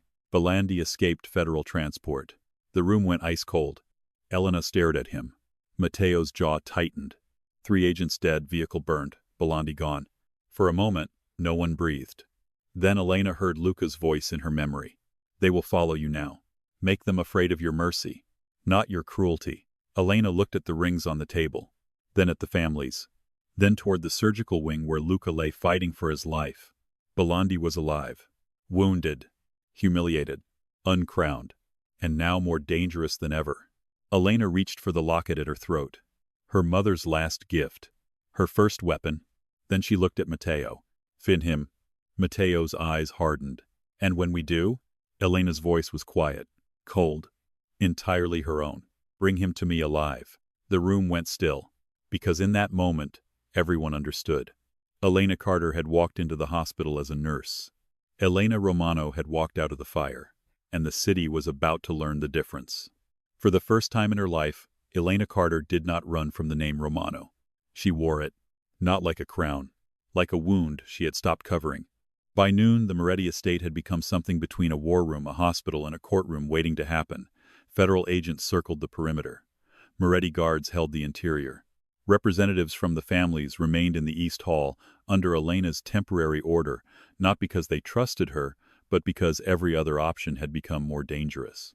And upstairs, behind surgical doors and soft machine beeps, Luca Moretti refused to wake. That was the only part of the day Elena couldn't control. She could control the room. She could control the ledger. She could control the new rules she forced into the mouths of men who had spent decades choking the city with old ones. But she could not force Luca's eyes open. Not with medicine. Not with anger. Not with the quiet, humiliating fear that sat under her ribs and grew heavier every hour. At 3 in the afternoon, Matteo found Belandi's trail. At 4, Elena stood over a map of the city with her hair pulled back, Luca's black coat around her shoulders, and a tablet glowing beneath her hand. He won't go to the airport, Matteo said, too exposed. He won't leave the city, Elena replied. Every man at the table looked at her. Matteo's brow shifted slightly. Why? Elena stared at the map. Because monsters did not run when they believed they had been insulted. Because Belandi had not lost power. He had lost face. And men like him would burn the world to fix a mirror. He wants to be seen winning, she said. He won't disappear. He'll try to turn fear back in his favor. The Vasari woman, seated across the table, smiled faintly, spoken like someone who understands men better than she wants to. Elena ignored the compliment. Where would he go if he wanted witnesses, leverage, and panic? Matteo's gaze dropped to the map, then hardened. The hospital. Elena's blood cooled. Street Aurelia Medical Center. The place where this nightmare had begun. The place Belandi knew still held frightened staff, damaged security, and cameras already compromised once. The place Elena had once believed was hers. Matteo was already moving. I'll send a team. No. He stopped. Elena looked up. I'll go. Every person in the room objected at once. No, Matteo said, sharpest of all. De Luca laughed without humor. The girl thinks walking toward death is leadership. Elena turned her eyes on him. No, I think sending men with guns into a hospital full of civilians is stupidity dressed as tradition. That silenced him. She looked back at Matteo. Belandi wants chaos. He wants Luca's men storming the hospital so every camera in the country shows Moretti soldiers terrifying patients. He wants the story back. Matteo's jaw tightened because he knew she was right. Elena continued, I go in as a nurse. You are not just a nurse anymore, Matteo said. Her voice dropped. That is the only reason this might work. 2 hours later, Elena walked through the emergency entrance of Street Aurelia wearing blue scrubs again. Not the black dress. Not the coat. Not the armor. Scrubs. Clean ones. A badge clipped to her chest. Nurse Elena Carter. Matteo hated it. That made her trust the plan more. He moved somewhere behind the scenes with a small team dressed as hospital security. Vasari sent 2 people who looked like exhausted relatives in a waiting room. De Luca provided access to police radio channels he claimed not to have. Everyone had offered weapons. Elena had taken none. Only the locket. Only the truth. The ER went silent when she entered. Not like before. Not because a dying Mafia boss had chosen her. This time, they stared because she had left as a nurse and returned as a headline. Dr. Hayes stood near the nurse's station, one arm in a sling from the attack the night before. Elena, he breathed. She walked to him. Is he here? Hayes didn't ask who. His face went pale. 3rd floor, records archive. He has 6 hostages. Elena's throat tightened. Patient? 2 nurses, 1 admin, 3 security guards. Cameras? Down. Of course. Hayes lowered his voice. There's something else. Elena looked at him. He asked for you. The words entered her like ice. Behind her, hidden in the lobby crowd, Matteo's hand moved slightly toward his jacket. Elena didn't look back. If she did, he would try to stop her. She took the stairwell, not the elevator. Too easy to trap. Each step upward felt like walking into the old fire again. Her body remembered fear. Her hands remembered blood. Her mind replayed Luca falling, Belandi smiling, her mother's voice saying, Never take this off, little star. On the 3rd floor, the hallway lights flickered. The records archive door stood open. Inside, Belandi waited. He looked worse than before. His right arm was bound to his chest. Blood stained his collar. His face had lost its polished elegance. What remained was older, crueler, stripped to bone. 6 hostages knelt along the wall. A gun rested in Belandi's left hand. He smiled when he saw Elena. There she is. Elena stepped into the room. Let them go. No greeting? You're bleeding through your bandage. His smile twitched. Still a nurse. Unfortunately for you. Belandi laughed softly. You think mercy gives you power? No. Elena's gaze moved over the hostages. Terrified. Alive. Then back to him. I think people who underestimate nurses usually bleed in inconvenient places. For the first time, anger crossed his face before he could hide it. Good. She needed him emotional, not strategic. Belandi lifted the gun slightly. I could kill one. You could. His eyes narrowed. You don't believe me? I believe you. Elena took one slow step closer. I also believe you didn't come here to kill hostages. You came here because you couldn't stand that the last thing the city saw was you on your knees. His jaw tightened. There. The wound under the wound. You know nothing about power. I know you lost it. The room changed. Belandi's smile vanished. You arrogant little. You lost the council. You lost the ledger. You lost the families. You lost Luca. At Luca's name, his eyes sharpened. Elena felt the pain of it, but kept going. And now you're hiding in a hospital archive with a gun in the wrong hand, hoping fear will make you look tall again. Belandi raised the weapon toward her chest. A hostage whimpered. Elena did not move. Her heart slammed so hard she thought he might hear it. You sound like your mother, Belandi said. Good. I killed her. I know. I killed your father. I know. I made Luca into the thing you love and fear. That one hit. Elena's breath caught. Belandi saw it and smiled. There. Truth still finds the soft places. Elena's voice dropped. Luca is not yours. No? Belandi stepped closer, gun steady. He kills like us. Lies like us. Rules like us. Bleeds like us. You think your touch can make him clean? No. That answer surprised him. Elena held his stare. I don't need him clean. Her voice trembled now, but did not break. I need him honest. I need him alive. I need him to choose better even when the worst parts of him know how to win faster. Belandi studied her, then laughed. You would build a throne beside a monster? Elena shook her head. No, I would tear down the room that keeps making them. For 1 second, Belandi didn't understand. Then his eyes flicked toward the old security camera in the corner. Red light blinking. His expression changed. Not fear this time. Realization. Elena touched the locket at her throat. Smile, she whispered. You're live. The door behind him burst open. Not with gunfire. With nurses. Orderlies. Security. Federal agents.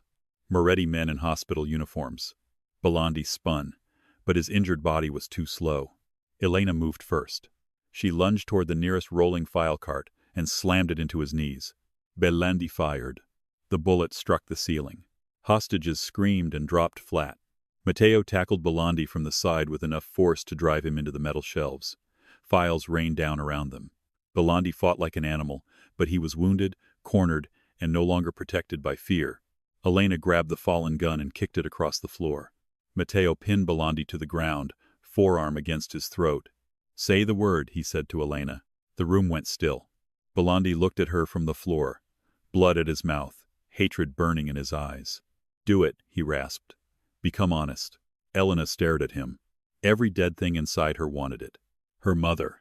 Her father. The girl under the floorboards. Luca bleeding in her arms. All of them screamed for an ending that looked like revenge. Matteo waited. The agents waited. The hospital waited. Elena walked closer and crouched beside Belandi. Her voice was very quiet. You don't get martyrdom. His eyes widened with rage. You don't get a clean death. You don't get to become a ghost men whisper about. You get prison, trials, cameras, testimony. You get to sit in a room while every ugly thing you built is read out loud until your name means nothing but evidence. Belandi's breathing turned harsh. Elena stood. Take him. Federal agents moved in.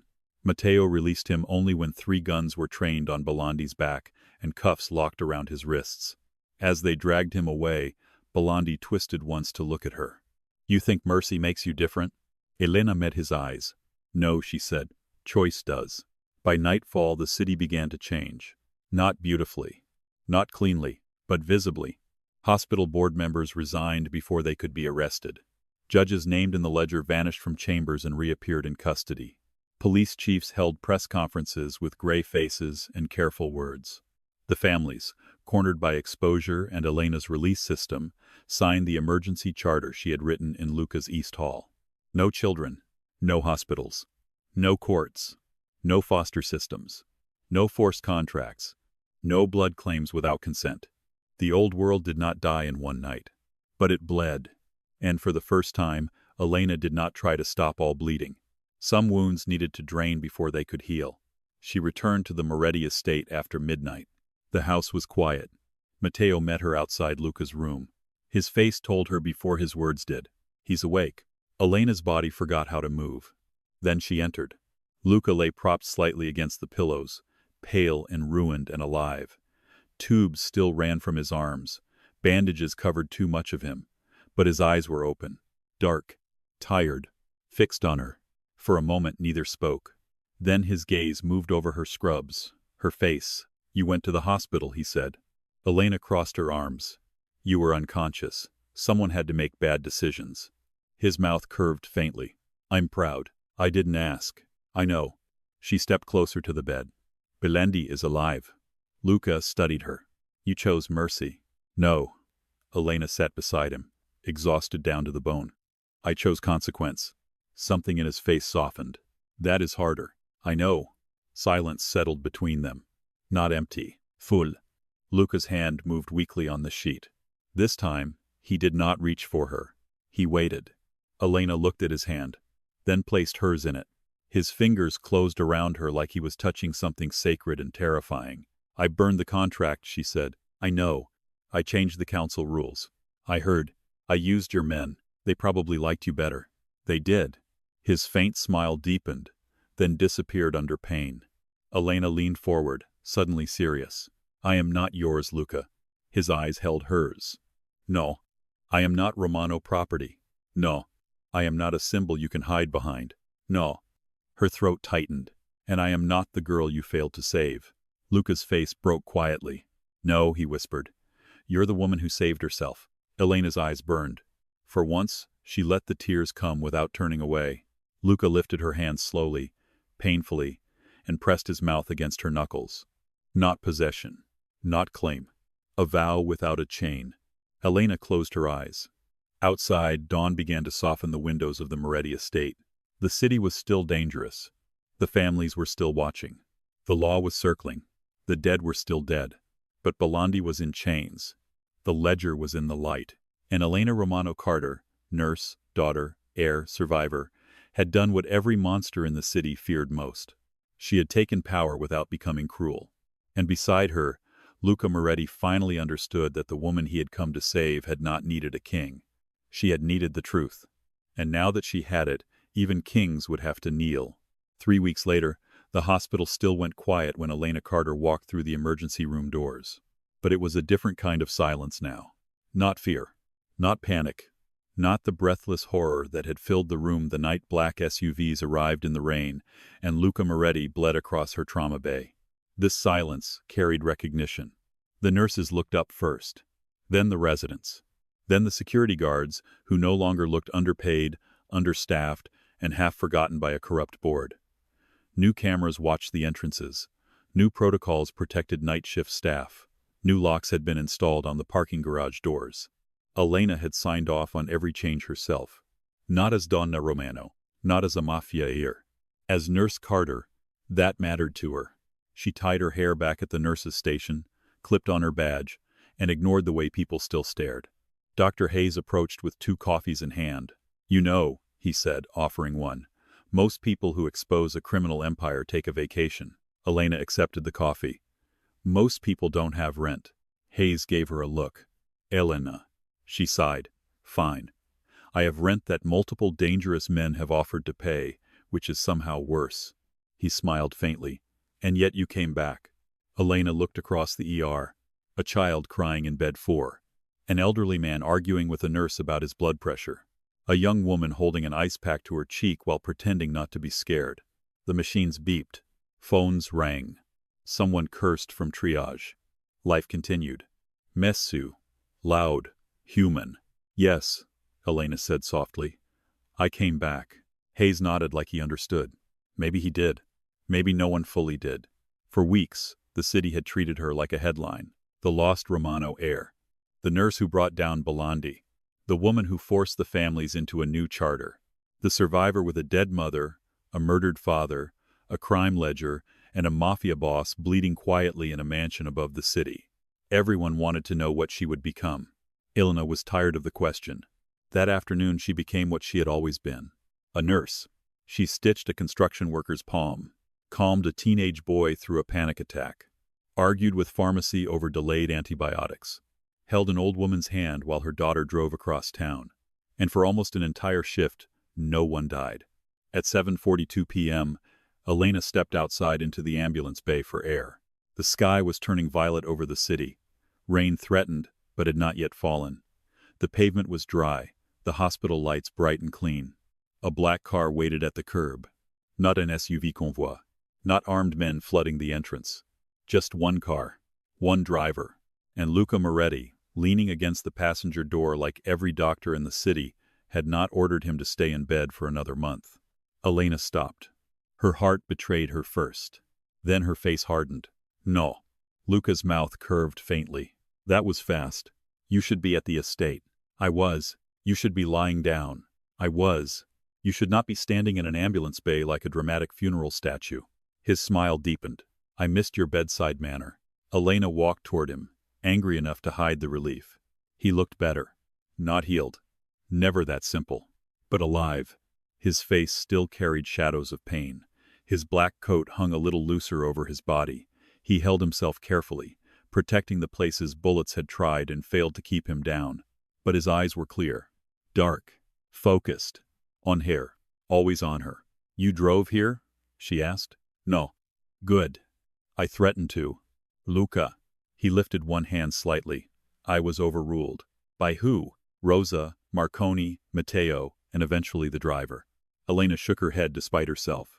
For a moment, they stood beneath the hospital lights in a silence too full for ordinary words. Then Luca looked at her badge. Nurse Carter. Elena touched it unconsciously. Yes. No Romano today? She met his eyes. Romano when needed, Carter by choice. Something warm moved through his expression. Your mother would like that. The words hurt. But gently. Elena looked away toward the city. She wanted me free. She got what she wanted. Not completely. Luca's face quieted. No, he said, not completely. Behind them, an ambulance siren wailed in the distance, growing closer. Elena turned back to him. Why are you here?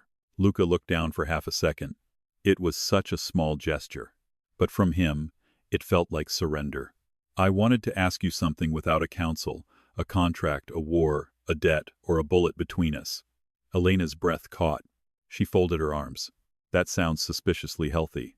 I'm trying something new. Dangerous. Very. He reached into his coat slowly and pulled out a small velvet box. Elena went completely still. No. Luca paused. Then his expression shifted in understanding. He opened the box. Inside was not a ring. It was her locket. Repaired. Cleaned. The broken hinge restored.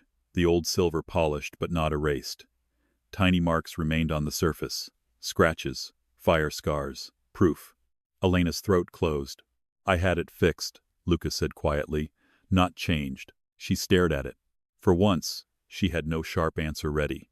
Luca held the box out but did not step closer. She gave it to you, he said. I thought it should survive too. Elena took it with careful fingers. The metal was warm from the box. Her mother's locket. Her mother's secret. Her mother's love. For a moment, she was 12 again, standing in a kitchen full of light, while Amelia Carter fastened the chain around her neck and called her little star. Elena swallowed hard. You're very difficult to hate when you do things like this. Luca's voice softened. I know. I apologize. No, you don't. No. She laughed. It came out small, almost broken, but real. Luca watched her like the sound meant more to him than victory ever had. The ambulance pulled in behind them. Elena stepped back automatically, professional instinct returning. Paramedics rushed past with a patient. For 30 seconds, she became Nurse Carter again, checking, directing, moving, alive inside purpose. When the patient disappeared through the doors, she turned back. Luca was still there, waiting. Always waiting now. Not taking, not demanding. Waiting. That was new. You should go home, she said. His eyes held hers. Is that an order? Yes. Will you come by after your shift? Elena looked at him for a long moment. There were still so many ruins between them. Her mother's death. His guilt. The years stolen by lies. The violence he carried like a second skin.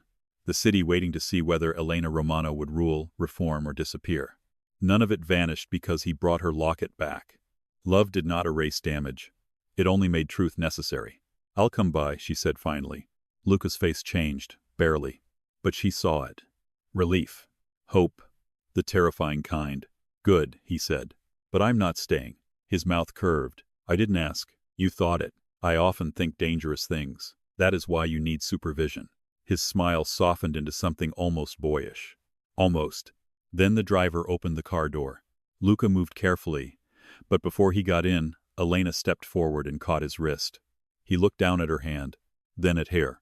She rose on her toes and kissed his cheek. Not his mouth. Not yet. His cheek. A promise with boundaries. A beginning with teeth. When she pulled back, Luca looked utterly still.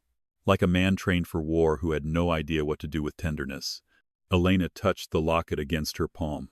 Go home, Luca. His voice was rough. Yes, Nurse Carter. The car pulled away into the evening. Elena watched until the taillights disappeared. Then she returned to the ER. Behind her, the city kept changing. Slowly. Painfully. Imperfectly. Belandi sat behind federal glass, no longer untouchable. The families obeyed the charter because exposure had made fear useful in a new direction. Matteo acted as temporary council liaison and complained every day that diplomacy was worse than gunfire. Rosa began organizing witness protection funds with terrifying efficiency. Dr. Marconi threatened Luca with restraints twice a week. And Elena lived. Not as a ghost. Not as property. Not as a symbol polished for men's ambitions. She worked shifts. She attended hearings. She signed reforms. She visited Luca when she chose. Some nights they argued until both were exhausted. Some nights they sat in silence, his hand near hers, neither pretending healing was simple. And some nights, when memory came like smoke under a locked door, Elena hummed. The first time Luca heard it again, he said nothing. He only sat beside her in the dark, close enough to stay, far enough to let her breathe. Months later, when spring finally reached the city, Elena stood outside the old black chapel beneath Street Aurelia. The hidden tunnel had been sealed. The altar removed. The ledger preserved as evidence. But Elena had insisted the chapel itself remain, not as a shrine to Mafia bloodlines, as a memorial. Names had been carved into a new stone wall. Elena Carter. Antonio Romano. The witnesses. The children erased from records. The nurses silenced. The dead who had never been allowed to accuse their killers. Luca stood beside her, still thinner than before, still healing, dressed in black, because apparently some things were incurable. Elena traced her mother's name with her fingertips. "She would have liked you better after the contract burned," she said. Luca's eyes lowered. "I hope so. She still would have told me to be careful. She was wise. She would have threatened you. She was very wise." Elena smiled through the ache in her chest. Then she reached for his hand. This time, she did not do it because he was dying. She did it because they were both alive. Luca's fingers closed around hers. Gently. Always gently now. Above them, the hospital moved with life. Footsteps, voices, wheels, monitors. The endless fragile rhythm of people trying to survive one more night. Elena listened. Then she looked at Luca. "I don't know what we are." His thumb brushed once over her knuckles. "We don't have to name it tonight." "That sounds mature. I read a book." She laughed softly. He smiled. And for the first time, the silence between them did not feel like a secret. It felt like peace learning how to breathe. Elena looked once more at her mother's name. Then at the locket resting against her chest. Then at the man beside her, the boy from the fire, the monster who had learned to kneel, the king who had finally understood that love was not possession. Outside, rain began to fall lightly against the hospital windows. Note violent. Not storming. Just rain. Clean and quiet over a city still wounded, still dangerous, still hers to help heal in whatever way she chose. Elena squeezed Luca's hand. "Come on," she said. "I have a shift." Luca looked at her, amused and helpless in the way only she could make him. "Yes, Nurse Carter." Together, they walked out of the chapel. Not into happily ever after. Into something harder. Something better. A life no one had arranged for them. A future no one owned. And behind them, beneath the hospital that once panicked at Luca Moretti's name, the truth stayed carved in stone, proof that some women do not survive fire by becoming ash. They survive by becoming light. Top of form. Bottom of form.